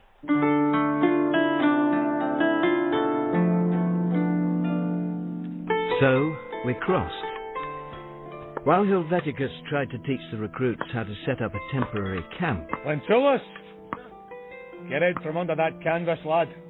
I tried to give Justinus some background information. I'd like to say the tribes around here are placid farmers, and that their cattle are more dangerous than they are, but... They've only recently been settled on Roman terms. Conquered, you mean, yes. Did they take part in the rebellion? Guess. Well, I'll take that as a yes. They love Civilis. So if they capture us? They can't sell Roman citizens to Rome as slaves. Oh, they'll kill us. Let's hope the rumours about them being headhunters aren't true. Oi! Oh, look out. Here comes Dubnus.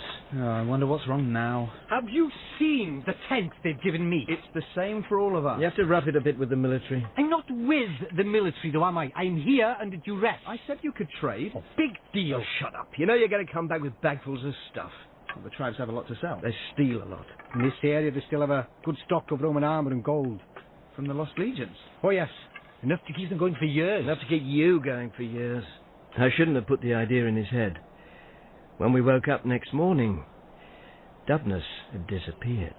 You're quite sure he hasn't just gone for a walk in the forest? I don't think Dubnus is very interested in nature. None of the recruits saw him.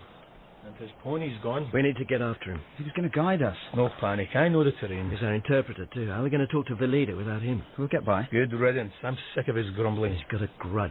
He didn't want to come. The Tribune told him he could trade. I know. Suppose what he's decided to trade is us. So we started tracking Dubnus. We needed to catch him before he could betray us. He was moving north, so we were going further and further away from any Roman settlement and deeper into the forests, deeper into free Germany. We were all jumpy. So one evening, when Lentulus returned from a pee in the woods, looking as if he'd seen a ghost... Something the matter? No, sir. That is, What? I thought I saw something. Something alive? No, sir. Something dead, then? Not exactly. Oh, Hades. You better show me. I don't like these woods, sir. None of us are very keen on them. Show me what you found, then we can turn back. There, sir. Look. Sacred Mars. I couldn't believe my eyes when I saw it. I wasn't surprised. I thought I must be imagining things. That's why I didn't want to tell anyone. I didn't blame him. Lentulus had found a Roman army camp.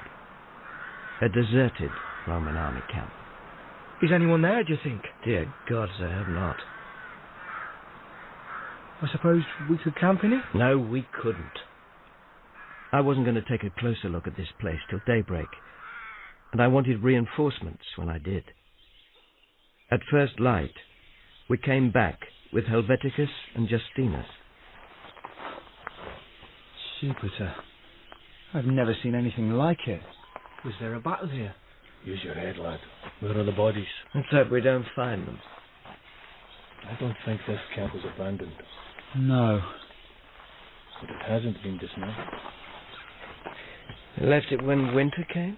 That makes sense. Bad practice, of course. They should have struck it. Maybe they expected to come back. But they didn't. I don't understand, sir. You know the rules when you leave a temporary camp. You take everything you can, even the staves from the palisade. So you can use them at your next camp. But what do you see up there? They're still here. Yes. Because the poor silly bastards who built this summer camp, they thought the area was so safe they could just leave it as it was. Well, they moved to winter quarters. Might as well have left the key under the mat. They had no idea how much danger they were in. So who were they? Heard of Varus, lad? The legions that were massacred in the forest. This was their camp. I'm afraid so. But there'd be bodies in the forest. Well, there were. Good gods, there were. The noble Germanicus came back and buried them. Look at this. A glint in the mud had caught my eye. It was a silver coin. It carried the special mint mark Varus had used for his soldiers' pay. And none of them had ever got back to Rome.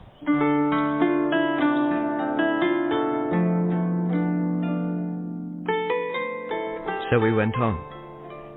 Not much else we could do. Of course, when the news got round about what we'd found, the recruits started looking for relics to take home to Mum. One evening, 2 of them were gone so long, Justinus and I thought we'd better look for them. We took a recruit each. I got Lentulus. Lucky me. Where do you think they are, sir? I don't know. But they'll wish they were somewhere else when Helveticus has finished with them. Shall we try down here, sir? Might as well. I should have known better than to take directions from Lentulus. But it did just look like another clearing in the woods, until Lentulus fell over something. Oh, watch where you're going. What is it? I looked. Oh, dear God. That's a bone, Lentulus. A human bone, a leg, I think. Oh, no, sir. I've done it again, haven't I? Yes, he had. We'd stumbled into a sacred grove. Oh, sir. Is this where the Druids? Where they... Use your eyes, lad. What do you think? Even he couldn't miss the altar, or the grotesque statue of rough-hewn, rotting wood. Are those? Yes, they are. Or the human skulls, nailed all round on the trees. It's death to enter a Druid's grove, isn't it? If we stay here long enough, a Druid might just answer that question for you. Come on! We left the grove very fast. Still had time to notice the Roman armour and the giant pile of bones. Oh, sir! Did you hear that? All I can hear is you panting. You're never going to make a Roman soldier if you can't even run. That. Yes, I heard that. We were being followed. Is that the Druid, sir? Let's not wait to find out. Run! We were doing all right until Lentulus disappeared into a large hole. Sir, help! Where are you? I've fallen down a hole, sir. You would have. Is it the Druid's larder? It's an animal trap. We've probably just disturbed a hunting party. We had.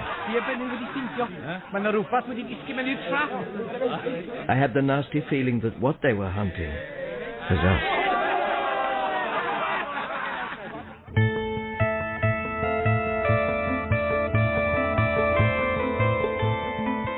In The Iron Hand of Mars by Lindsay Davis, Falco was played by Anton Lesser, Helena by Anna Madeley, Justinus by Oliver J. Hembrough, Helveticus by Gary Lewis, and Xanthus by David Holt.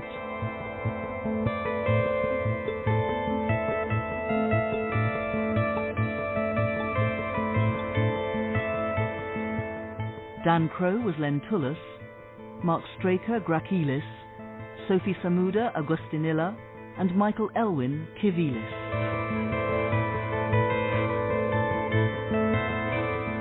The Iron Hand of Mars was dramatised by Mary Cutler and directed in Birmingham by Peter Leslie Wilde.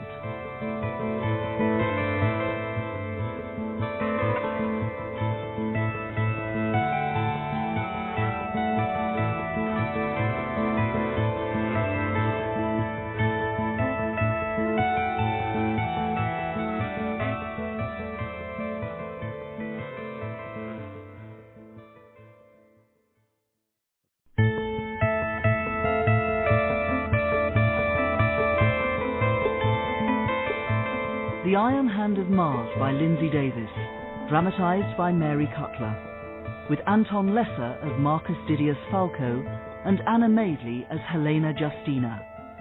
Episode 5. Crossing over to free Germany had been a mistake. We lost our interpreter, Dubnus, found an empty Roman camp and a druidic sacred grove, and had been chased by Celtic tribesmen. Now one of the raw recruits, Lentulus, had fallen into an animal trap. We were surrounded by grinning Celtic hunters who didn't speak a word of Latin. What shall I say to them, sir? Just smile, Lentulus, just smile. We didn't have a lot to smile about. More tribesmen were ushering Helveticus and most of the other recruits into the clearing. Helveticus. You all right? Mostly. Helveticus had a black eye, but apart from that seemed unharmed. What happened? Bastards just turned up at the camp. I tried to talk to them. We come in peace. Something like that. But then they started getting rough. Where's the black eye? Well, lads, where's Lentulus? Down there. Oh, yes. He would be. But not for long. The tribesmen were dragging him out of the pit. They seemed to think it was a great joke to prod him with their lances, as if he were a wild boar. They're laughing at me. Everyone else does, lads. Why wouldn't they? Centurion, you're here. Looks like it. Oh, Mars, they captured everybody. So it would seem. Nearly everybody. What about... Shut up, Lentulus. Just shut up. But... Whoever you're about to mention, don't even think about it. Justinus and his recruits weren't there. They got away. So let's hope so. Yes. They were our one hope of rescue, unless, of course, they were dead.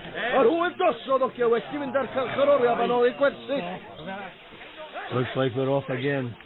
Oh, sir, where are they going to take us? How would he know? Just pray it's not that sacred grove. Our luck was in. It wasn't. They walked us back to some kind of settlement, shoved us in a hut, and locked us up for the night.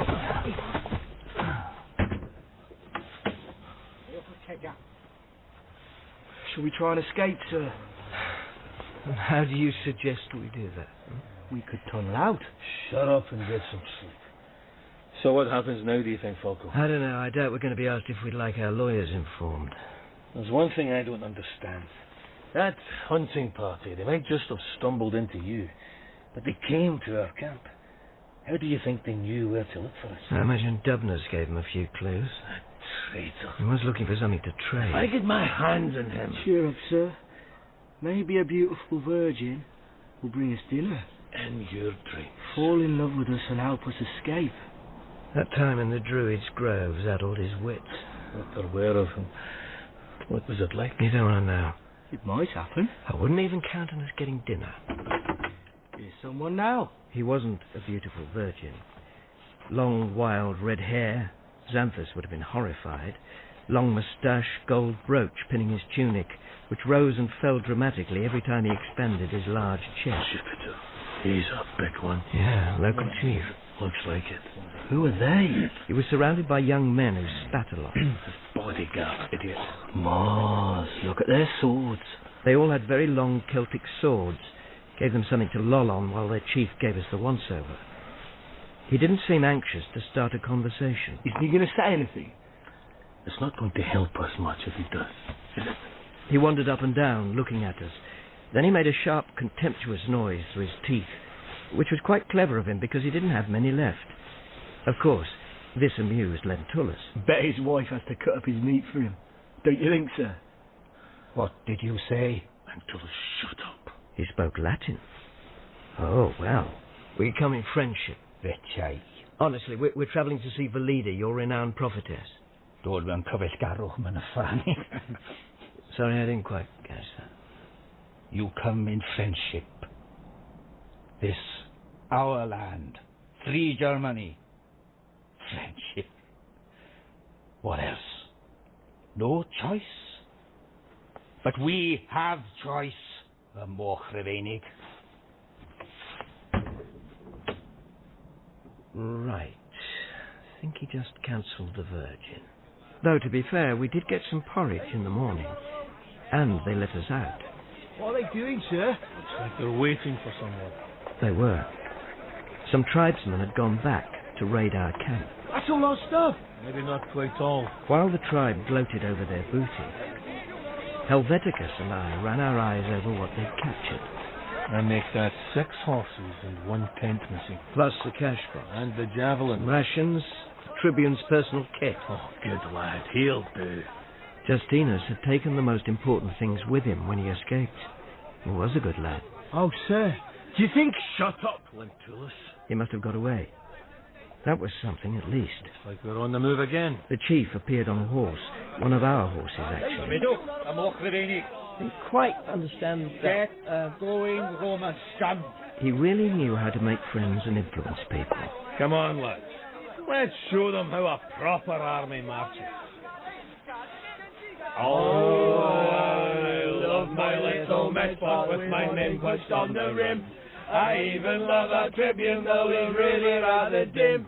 And I love my little beaker when it's filled with German beer. And I even love how liggett on the roof of it. You get the idea. Seemed to cheer the recruits up, anyway. And I love my little beaker when it's filled with German beer. This is a really good adventure, isn't it, sir? Oh, yes. Swamps, forests, ghosts, glades of skulls, and if we're really lucky, we'll all end up as slaves. We're lucky. I think the people we must have mentioned are going to come and rescue us. I think you're talking a load of Oracle! Stop, scum! Silence. Looks like we're here. Yes. Whatever it is. We'd reached a clearing on the riverbank. A group of extravagantly dressed Celtic tribesmen were milling around. Get a load of them. Don't they fancy themselves? Look at that one. Did he get any more gold torps round his neck? Not without falling over. He got it, flaunt it. Brooches, bracelets, belts, clearly the local celebs. Nice dogs, though. They were surrounded by very pretty hunting dogs. Oh, and get that chariot! Look, your friend. That doesn't come cheap. The latest model of war chariot was parked ostentatiously at the bottom of a strangely familiar structure. Falco. Isn't that an old Roman signal tower? Yeah, looks like it. What? Yes, that was the leader's tower. And those must have been her male relatives lolling round the bottom of it. Yeah, the leader's tower. But it's one of ours. That's outrageous. You know the Celts, they'll nick anything. That's where the prophetess lives. Must be. When did Celts ever build towers? So that flashlight are her menfolk. Who else could keep them in jewelled cloak pins and silver scabbards? Look at that ship. It's a Liburnian. Lentulus was from the Adriatic. The one thing he did know about was boats. Odd he fell in the river so often. That must be Cerealis' flagship, the one that was pinched from under his nose. Oh, General. How could he let that happen? He was in bed with his fancy piece. Oh, sir. So how did it end up here? Present for the prophetess. She likes presents. The rebels sent her a Roman legate once. What happened to him? Never seen again. Let's hope he's gone native and is living here like a prince. Do you think so, sir? No, Lentulus, I don't. He's dead. Savages. Look what they've done to our signal post. They'd reinforced the platform at the top and then put a snug timber roof on it. Sacrilege. Maybe the prophetess doesn't like getting wet. Do you think she's in the tower now, sir? I don't know. Are you going to ask to see her? I suppose I'll be allowed to. I'd like to get a clearer idea of the situation here before I try. Don't go up in the tower, sir. You might never come down again. Thank you, Lentulus. Bear that in mind. What's all this, do you think? I imagine it's a moot. What? Celtic feast. They're not going to eat us, are they, sir? Don't you know anything, boy? Celts aren't cannibals. Oh, good. They're headhunters. Let's just hope we're not the floor shot. Bacchus. They're bringing in enough wine. Looks like we're in for a long night. Helveticus was right. It's a bit miserable watching people stuff themselves with food and drink themselves blind when all you get is porridge and fruit juice. Then the speeches started. Isn't that your chief? Sounds like it. What's he saying, sir? How do we know? He's not going to talk to his own people in Latin, is he? Why does he keep pointing at us?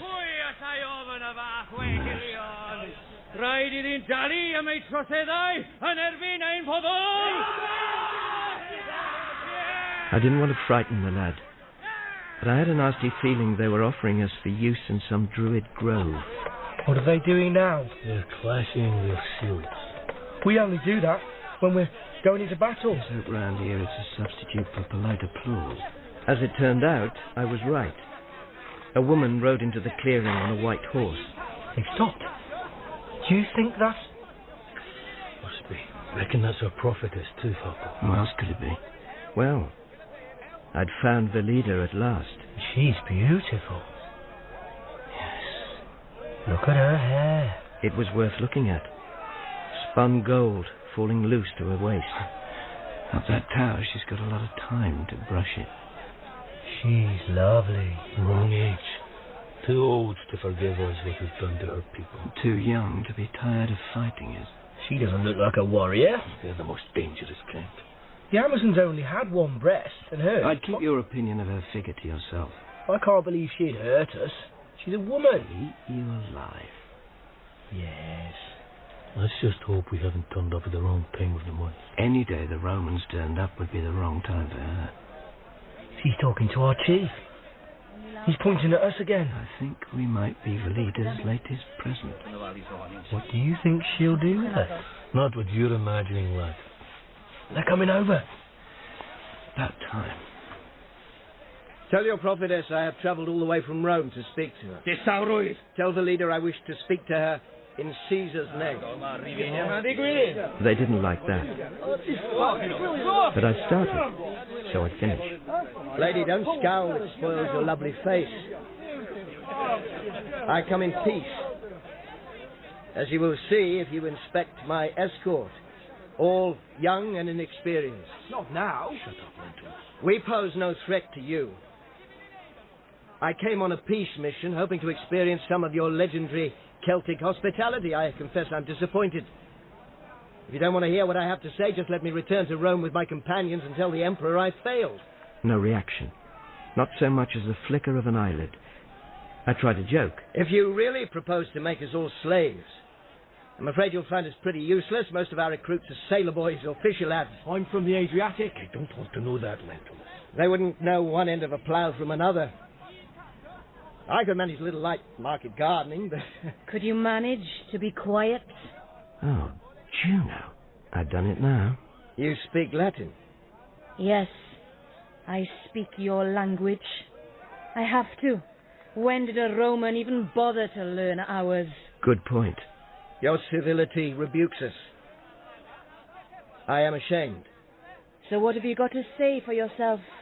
Now you know I can understand you. I could praise the Lady Velida for her beauty, but I believe she would rather be complimented on her intelligence and learning. Do me the courtesy of speaking plainly. What have you done with Lupercus? Will you tell your warriors to stop attacking Rome? Is that plain enough? What Vespasian set me to say is vital to both our countries. I'm not here to bandy insults in a drinking match. I'm glad to hear it. Inadequate as I am, I represent Rome. You speak for your nation. No, I don't. You are their venerated prophetess. I am an unmarried woman who dwells in the forest with her thoughts. And a gaggle of bodyguards and messenger boys. You are too modest. The gods have blessed me with a little foresight. Your deeds will never be forgotten. I have done nothing. I merely proffer my opinion if it is asked for. Merely? You and Civilis nearly ruled Europe. Nearly ruined it. Centurion, shut up. Your opinions hit the world like a lightning storm, but now we need to rest. The fight is over. The fight will never be over. You cannot defeat Rome. We did. We will. Once. Never again. Our time will come. She was turning away from me. I had nothing to lose. If this is an example of the famous Gallic Empire, I don't think much of it. Really? Looks like a clearing in the forest where a collection of drunks trade stolen goods. Maybe Civilis shared my opinion. He's buggered off. Yes, but I haven't. You're a girl trying to make a name for herself. A girl? Haven't you found the more famous you get, the more relatives turn up, expecting a handout? I presume that's who the vagabonds are. Whereas you, no doubt, are from a very superior Roman family. No, I'm from the Suburra slums, but I'm fond of my family, and I'd like to see them again. You should be careful what you say to me, then. I'm trying to help you. You prophesied the Roman legions would be destroyed. I did, and I was right. In the year of the 4 emperors, that was a pretty safe bet. That chaos is over. So you say? So I know. We have an emperor. Rome is herself again, in full control. Our general, Cerealis, marched his troops along the banks of the Rhine from the Alps to the Britannic Ocean, and Rome's enemies fell back all along the way. Your general made his triumphant progress without his flagship. It was still a triumph. And where was Civilis? Wherever he is, he has dyed his beard red again. He's not with you. My kinsman has always preferred the western bank of the river. Rome will barber Civilis. It's your fate that concerns me. I know my fate. Do you? You are a woman of courage and great strength of purpose. Flattery doesn't interest me. I'm not flattering you. I'm asking you to call on that courage. Admit our legions were not defeated by you and help us reconstruct the world we so nearly lost. That decision must be made by my people. Is that why they're gathered? You know they'll listen to you if you give up your fanatical fight against Rome. What I say is irrelevant. They will never give up. She meant it. I was finished. In more ways than one. You realize you and your companions have been given as a gift to me. Oh, sir. We guessed as much. I've been asked to decide your fate. Are you afraid of death? Not afraid. Angry. I have not yet decided. Angry that you would demean yourself by allowing the slaughter in cold blood of an imperial ambassador, a veteran soldier, and a group of innocent boys. I'd gone too far. Roman scum! Our chief knocked me to the ground. The leader retired to her tower. She'd got a lot to think about. Yeah, I don't know. Like whether to have us killed or not. That went well. You think you can do better? Shin up that tower. Oh, sir. Do you think we're going to die? I thought we might be.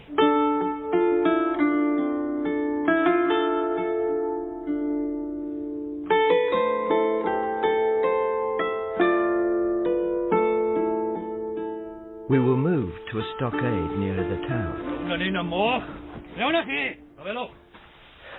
Reminds you of anything, Falco? Slaughter pen? But there was something in there that cheered us up. Or someone. Dubnus! Our old friend Dubnus the peddler. You traitor! How much did they give you for us? Don't hit me, please don't hit me. Don't bother, Helveticus. I think the Celts got there first. Someone had beaten in black and blue. First good thing I've heard about them. What did they do that for? In the wrong tribe. I was just looking for memorabilia and they set upon me. You told them where to look for us. How else would they know? What would I have done that for? Money. They beat me up. That'll teach you to trust the Celts. Romans, come! On your feet! We only just got here. You argue with me? No, he doesn't. Come on, troops. Yes. Off we go. Show them a bit of Roman discipline. Shall we sing our marching song, sir? Not now, Lentulus. I don't think it would help. He feared the worst, as I did.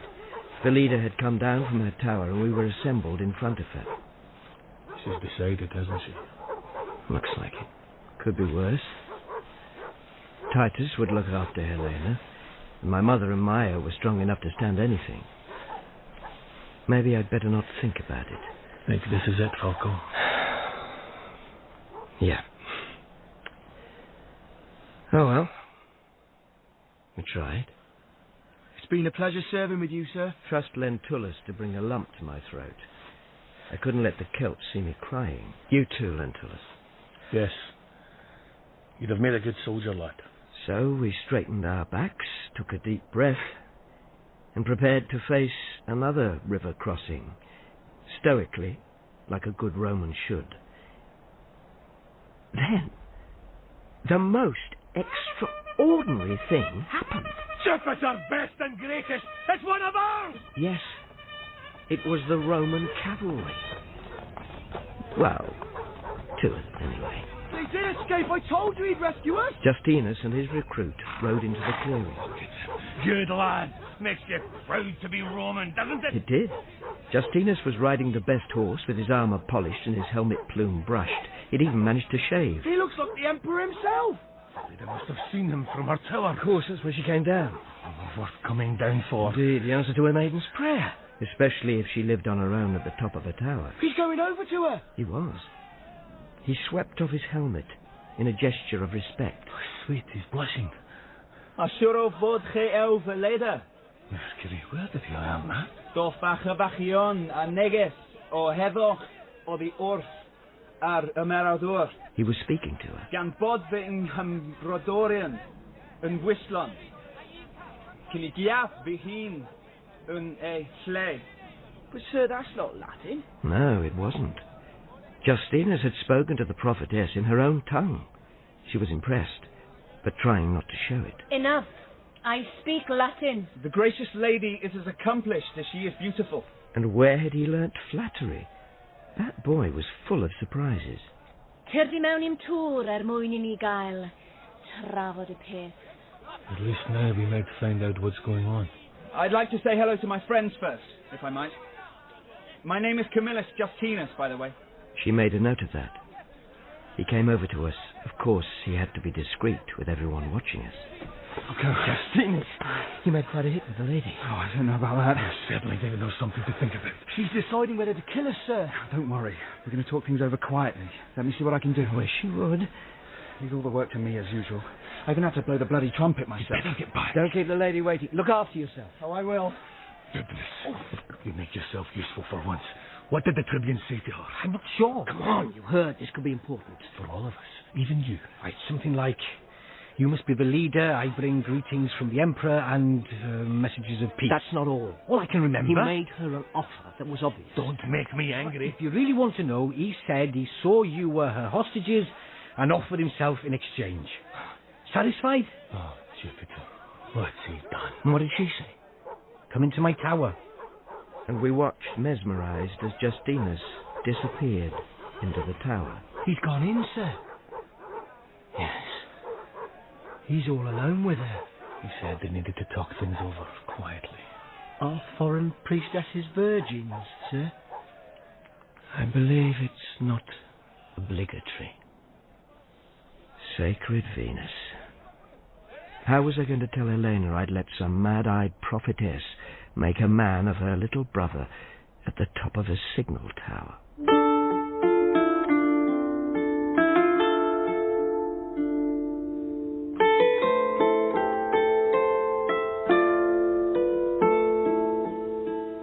It was a long night.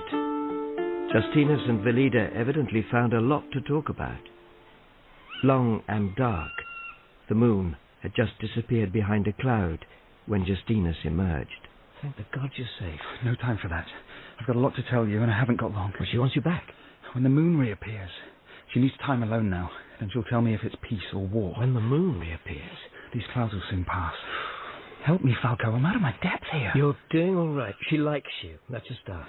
We should have brought gifts. Yeah, she likes her presents. I've nothing to offer to help sway her decision. There's the cash box. That's to pay the recruits. They'd rather be alive and broke than dead and paid. Of course. I'll fetch it. Tell me what you talked about. Everything. It's been quite an experience. That sounded ominous. I told her the tribes on the west bank of the Rhine are Romanized now, but the Emperor has no plans to cross over to the east unless they are threatened. Reassuring for her. If it's true. It's current policy. I feel so badly equipped. At least she's listening. Yeah, I think she is. She has to be convinced that for her people to oppose Rome now is suicide. She knows that. That's not the impression she gave. She was in front of her people before. She's been deeply troubled by this. And that's why she's called the tribal gathering. Yes. I urged her to tell them the truth about what she foresees. But it frightens her, Falco. It would. Rome's won. They won't want to hear that. It's an impossible situation for her, poor girl. Poor girl. Oh, Justinus, what are we going to do about that soft heart of yours? Oh, Hades, look, she was right. The moon had reappeared. Quickly, any last words of advice? Just don't end up like Lupercus. Oh, yes, I must ask about him. Not if it gives her ideas. My first priority is to get her to release you. Look, I'd better go. Look after yourself. If you get back up there and Velida's wearing her best gown with her hair all specially braided... What? Forget the Empire. Run. Oh, Falco. He thought I was joking. I wasn't. I went to find the money box and dragged it back to the tower. I was honoured. The lady herself came to greet me. You have something for me? She was all muffled up in a cloak. The night had turned chilly. Let's hope this would warm her up. I know you cannot be bribed, lady. This is merely a token of the Emperor's friendship. I know. Your negotiator made that plain. Where is he? Safe. I wish to speak to you myself. Here I am. I have agreed to your departure. Go tonight. No one will hinder you. Thank you, but... I believe you'll be making inquiries about Lupercus. I have. I'm afraid he's dead. He was here, then? No, never. The men who were bringing him to me were impatient to return to the fighting. So they killed him.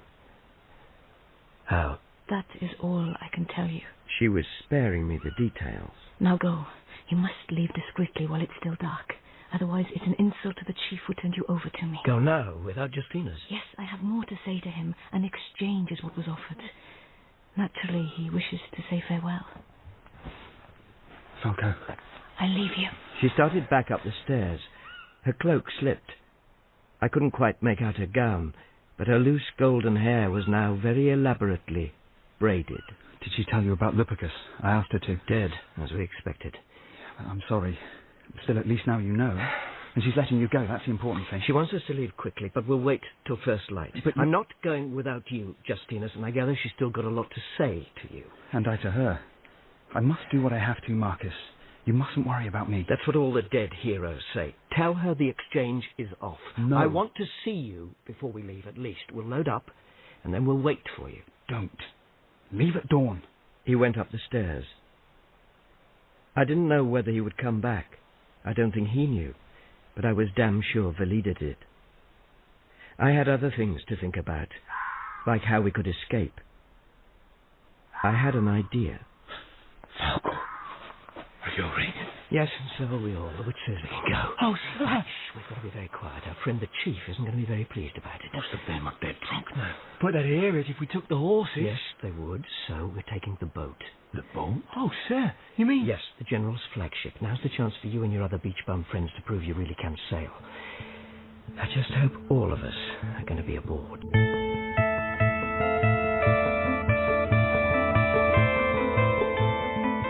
In The Iron Hand of Mars by Lindsay Davis, Falco was played by Anton Lesser, Helena by Anna Madeley, Justinus by Oliver J. Hembrough, Helveticus by Gary Lewis, and Xanthus by David Holt.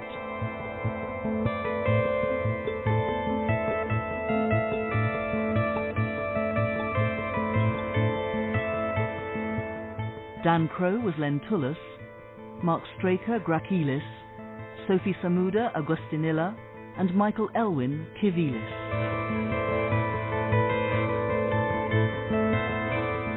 The Iron Hand of Mars was dramatised by Mary Cutler and directed in Birmingham by Peter Leslie Wilde.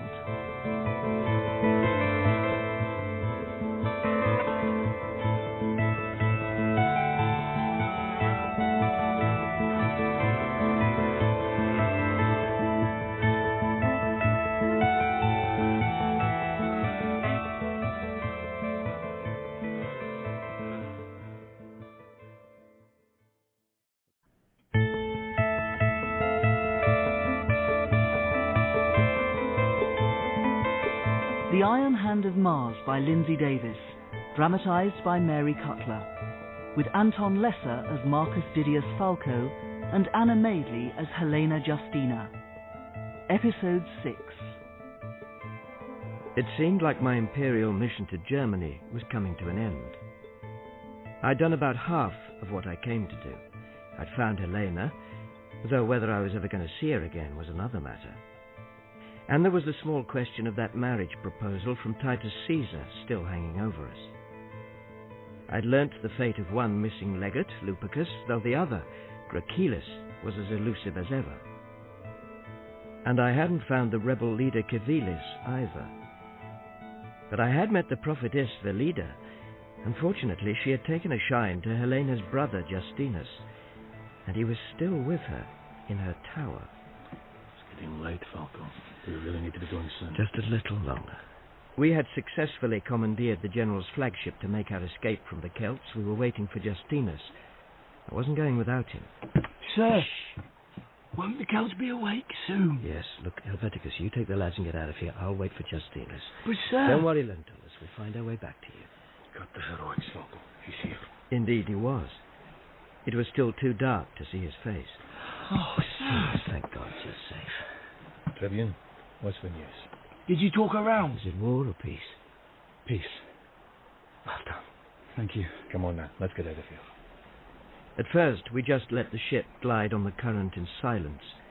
But soon it became obvious that the Celts hadn't bothered much with her maintenance, and half the recruits were frantically bailing. Come on, lads. You'll have to be quicker or else we'll go under.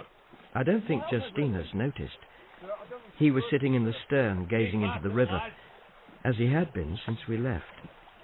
Isn't the Tribune going to lend a hand? Hasn't he done enough? No. We need all the help we can get. I'll talk to him. So I went to see what Velida had done to our boy. Justinus? Marcus. Got out of there alive, then? I suppose I did. You look tired. I'll get over it. Will you? Yes. She's too old for you, anyway. Too old. Too wise, maybe. You haven't got a thing in common. No. It was bad enough for your mother when Helena brought me home, let alone... Yes. You might have argued with me about that. Chalk it up to experience. You deserve some fun before you settle down. Fun? I'm not helping. Not really. Can I just ask you one question? Just one. Did she let you go, or did you escape? Escape? I'd offered myself as exchange. I had to stay. Some women admire a man who sticks to his principles. She graciously allowed me to leave. Others just find it really irritating. She kicked you out, didn't she? I don't want to talk about it. I understand that. But other people may not. A junior officer who has parleyed with the enemy has a duty to reveal what was said. I'll explain what I need to. Which is? When I went back upstairs, she'd already decided. She will tell her people that a free Gallic empire can never be established, that Rome will not leave the western banks of the Rhine in their lifetime, that liberty in their own territory is worth more than a futile war. Quite a speech. Do you think they'll listen? Oh, she can be very persuasive. Oh, Falco, what do you think will happen to her? She'll either become a crazy old lady who lives in her tower with her dogs, or she'll marry some red-headed brute and have 9 children. I had to be cruel to be kind. Well, she told me... She thinks if her tribe ignores her advice, they'll be wiped out. They might be. That shut both of us up. One thing still puzzles me. Only one. If she'd already decided what she was going to do, why did it take her till dawn to let you go? She was desperate for some decent conversation. Oh, that's what you young things call it these days, do you? Marcus. I'm sorry. I'll shut up now. Would you like me to leave you in peace? Yes, please.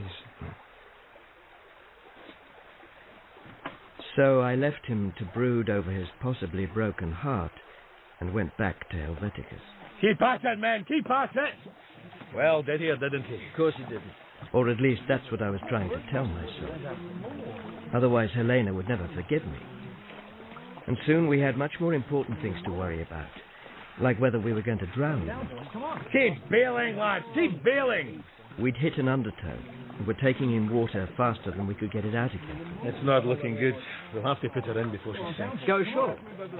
But we'll be on the wrong side of the river. Or would you rather we were in the middle of it? Well, if you put it like that. So we ran the ship aground. Nothing for it. We had to go ashore. The good news was... I know this place. We're not in the leader's territory anymore. So the tribes round here friendly? No. That was the bad news. Still, at least it roused Justinus. I'm too hungry to think straight.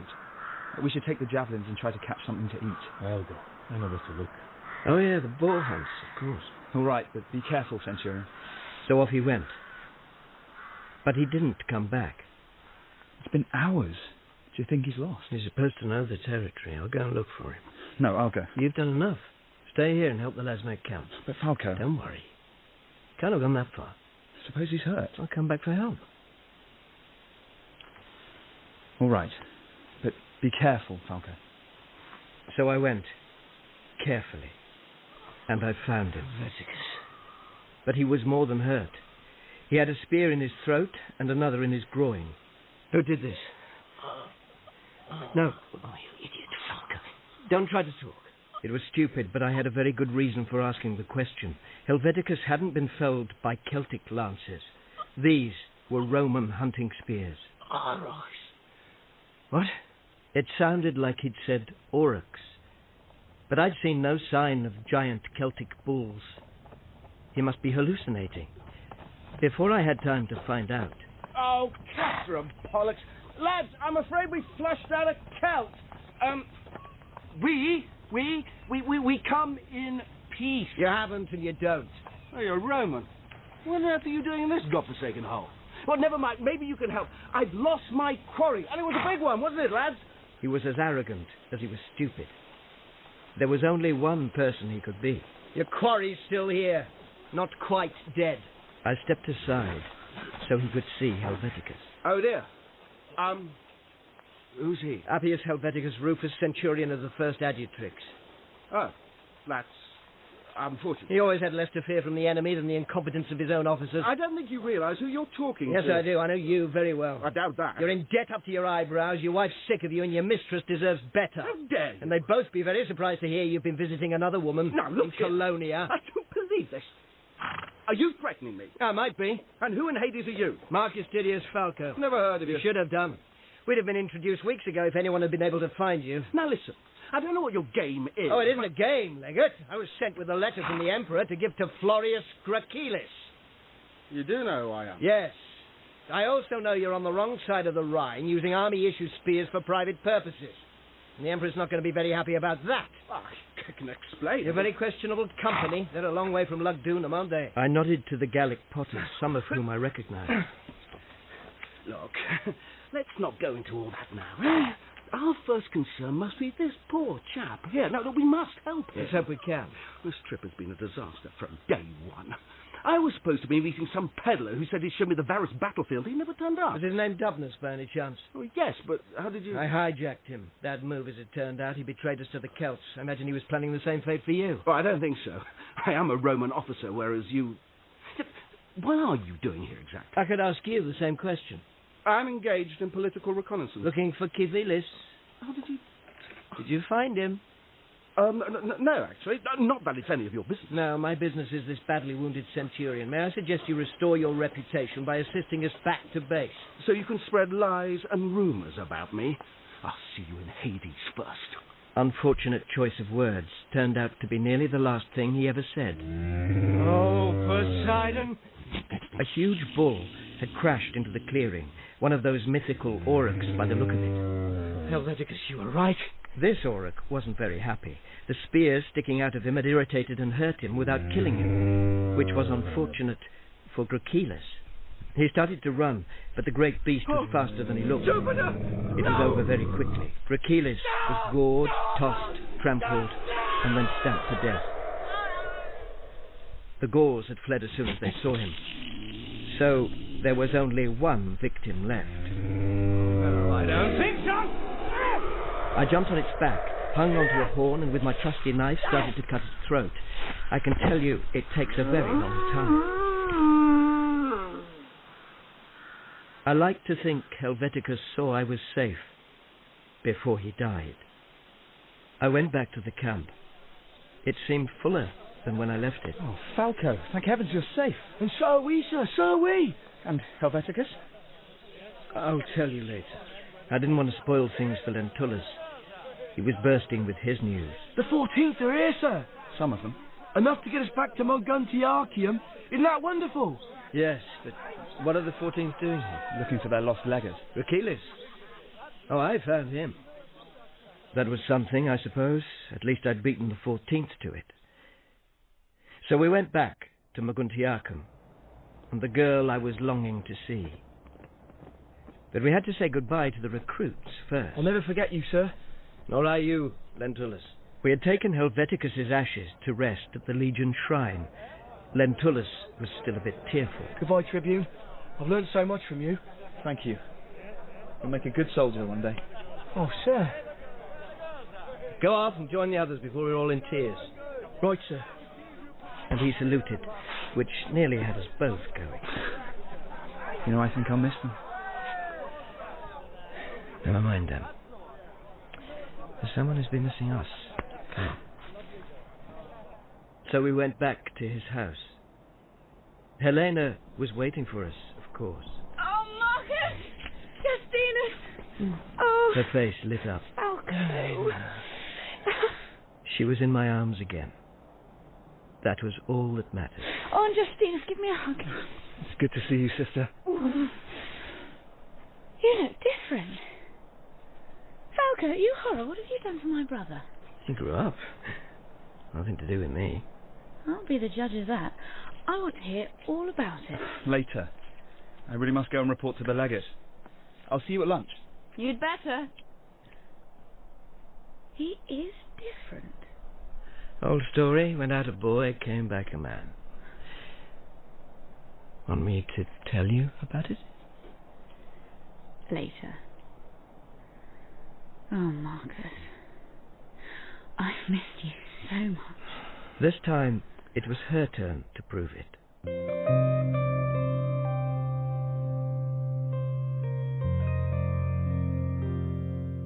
So later, much later, as it turned out.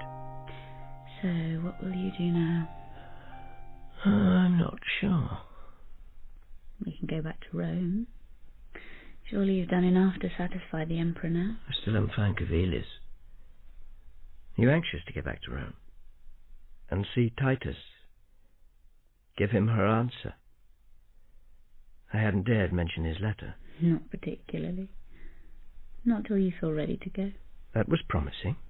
I've got to do this report by the 14th. It'll take me some time. Only because you'll keep putting it off. I hate writing reports. Let me do it. You don't know anything about it. Exactly. I'm ideal for the job. The 14th Gemina are a sound operative unit, but they need a firmer hand than they received from their recent command structure. That's true. The appointment of a new legate with supervisory talents will no doubt be a priority. You've certainly got the jargon off pat. I used to help my father. Leave it to me. Is she sure? I am. Besides, I've got another job for you. Oh, yes. Find out what's bothering Augustinella. My niece. I'd forgotten we were lumbered with her. What's she done now? Nothing. And that's what's worrying me. She's been very quiet since we got back from that visit to the healing shrine. Oh, yes, for her toothache. Did it work? Sort of. Her tooth dropped out before we got there. But we had a look round anyway. Nothing better to do while you waited for me? I wouldn't say that. Anyway, I think she saw something that troubled her. If she won't tell you, what makes you think she'll tell me? You're her uncle. Well, at least try. So I tried. Did you have a nice time when you went to the shrine? It was all right. Where was it, by the way?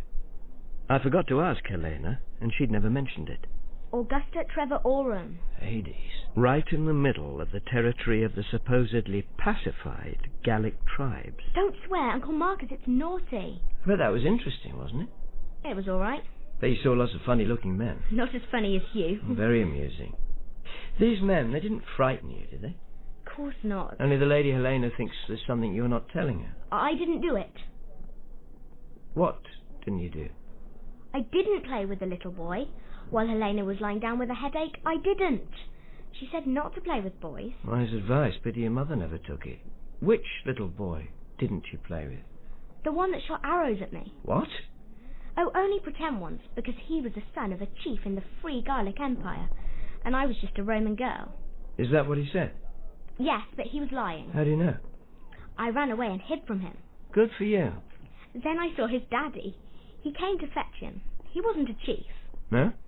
He was funny looking, funnier even than you, Uncle Marcus. Thanks. What kind of funny? At least you don't dye your hair. He dyed his hair? Oh yes, and his beard. What colour? Red. He looked really silly. To a small Roman girl. But he'd struck terror into the heart of the Roman Empire. It was a good thing Helena had brought Augustinilla along. She had found Civilis.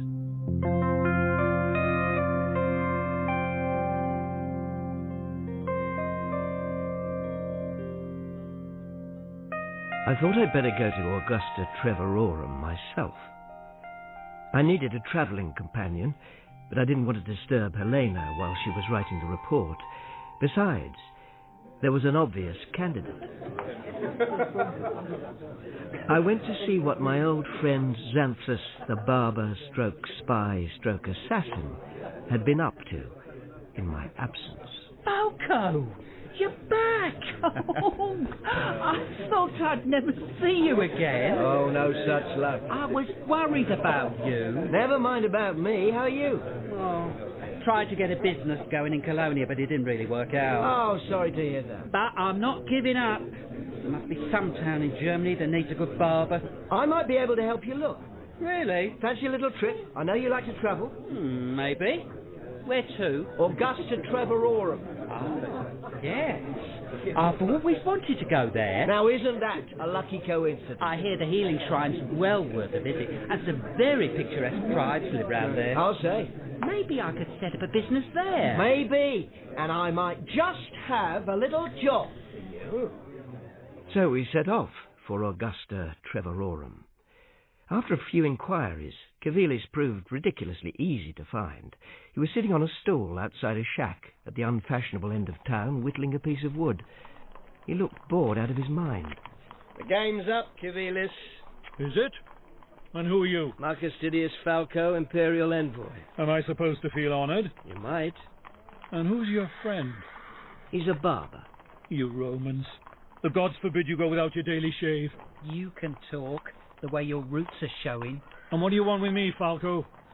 It's fascinating to meet a footnote to history. Less of the footnote, thank you. Thought I'd make the effort as I was passing through. Thanks. Not that it was much of an effort. A child could find you. Is that right? Yes, in fact, a child did find you. You should get that son of yours to keep his mouth shut. He's been boasting again, has he? It's not entirely his fault. I think a lady called Claudia Socrata has a pretty good idea where you are. I'd worked out that she had given Helena the hint to start looking in Augusta. Jupiter, I was slow. Claudia knows? Yes. Worrying, isn't it? Seeing that she also knows half the Roman army. Oh, 3/4 at least. So any revengeful legionary whose mate you killed at Vetera could turn up here any day. I'll cope. I've commanded legions myself, you know. Yes, the Emperor hasn't forgotten that either. So what did he send you for? My life story? Thinks I deserve an official biographer? I haven't got time to hear it. I need to be back in Maguntiacum for the Emperor's birthday parade. You didn't tell me about that. Can I come? No. Anyway, I'm sure it's the same tired old story, isn't it? Served the Romans faithfully for 20 years with never a word of thanks. You've been talking to the other chiefs. And then they betrayed you. They did. Come off it. When the rebellion came, you backed the wrong horse. If you'd stayed loyal to the Emperor... Which one? You could have been a great force locally. You threw it all away for a hopeless dream. Not so hopeless at the time. A free Gallic empire might still be... Don't give me that. You don't believe it. A free Gallic empire doesn't stand a chance. Now Vespasian's fully in control, and you know it. Do I? Yes. I can recognize an exhausted man when I see one. You're sick of trouble and tired of the campaign. I'd do it again. I expect you would. I quite admire you, actually. Falco, he led a rebellion against Rome. He saw his opportunity and took it. I like to think I'd have done the same myself. Thanks. But it didn't work. That chance is gone. Even the leader accepts that. The leader does? Oh, Falco. Did you find her? What's she like? Impossible to describe. I don't believe you. An Imperial agent interviewed her exhaustively in her tower. Well, what's it like? Is it all covered with creepers? It's an old signal tower of ours, actually. The Emperor might want some back rent for that. I must mention it to him. That would get me in his good books. Never mind that. Are you saying that Velida is ready to tell her people the fight is over? She agrees to the peace, Civilis. That's it then? Yes. Without a free Germany behind you, there's no free Gaul, is there? So much for freedom. Freedom to do what? To ignore all the benefits of civilization that Rome brings you. That Rome imposes on us at knife point, whether we want them or not. You gave a good impression of enjoying them for 20 years. Am I to be allowed to do so again? That depends. On what? Is the Emperor offering me a pardon or not? With certain conditions. Such as? You and your family are to live here in Augusta at a fixed address. That would be a relief. I'm sick of being on the run. Under Roman supervision. And protection? If you agree to a second condition. Which is where my friend Xanthus comes in. I do? He's not just any old barber. I certainly am not. I've shaved emperors. Indeed he has. They've all been in my chair. Nero, Galba, Otto, Vitellius. Well done. The whole set. And those are only the ones I can tell you about. The others swore me to secrecy. As you see, he has something in common with you Celts. What? I do not. To put barbers out of business, they would. He collects celebrity heads. That is a tired old slander perpetuated by the Romans. Tell that to the poor beggars in the sacred grove. You're honoured. Xanthus has come all the way from Rome to give you a shave and a haircut. Great. Let me at him. We got back in time for the Emperor's birthday parade, which was just as well, as that's when the 14th were going to receive that blasted iron hand of Mars that I'd lugged halfway across the Empire. I didn't get the chance to talk to Helena properly before it started, and there was something I had to say to her. Can't we slip away now? It's so boring. You'll have to stay till the presentation of the Iron Hand. You went through so much to get it to them. Glad to get shot of it. Look, there's Gracilis' widow.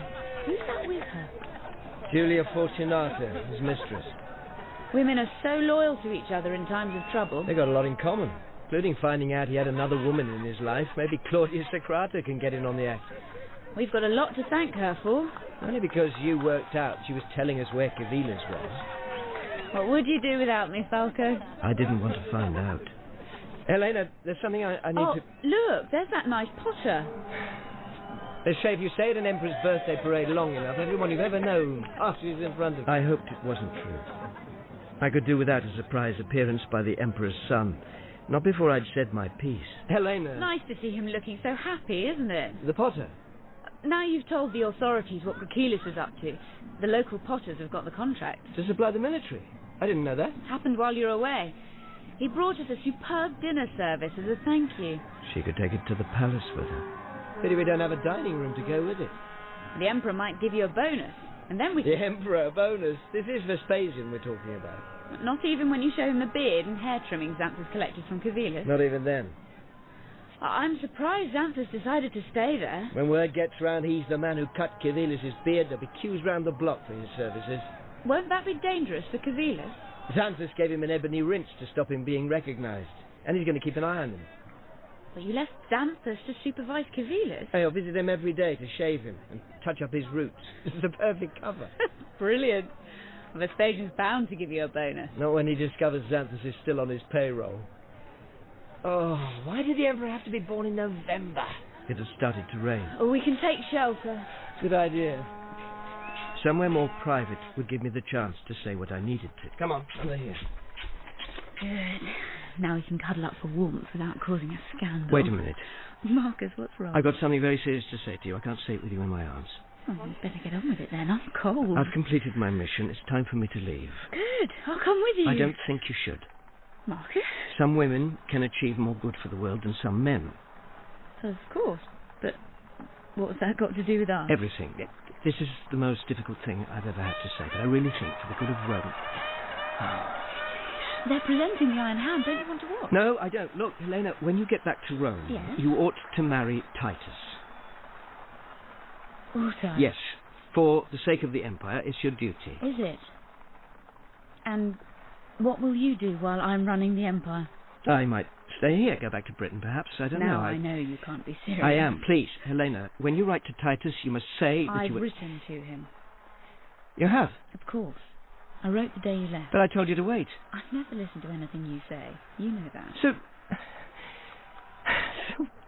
what was your answer?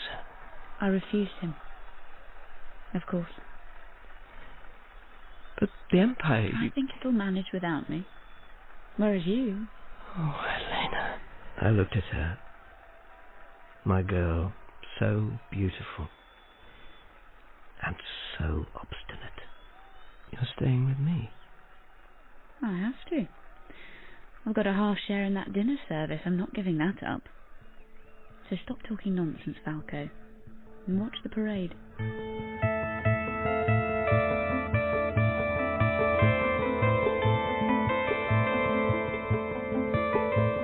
In The Iron Hand of Mars by Lindsay Davis, Falco was played by Anton Lesser, Helena by Anna Madeley, Justinus by Oliver J. Hembrough, Helveticus by Gary Lewis, and Xanthus by David Holt.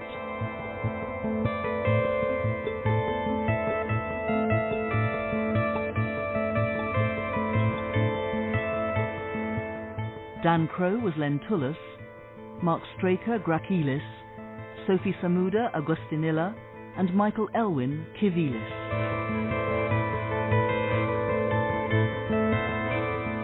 The Iron Hand of Mars was dramatised by Mary Cutler and directed in Birmingham by Peter Leslie Wilde.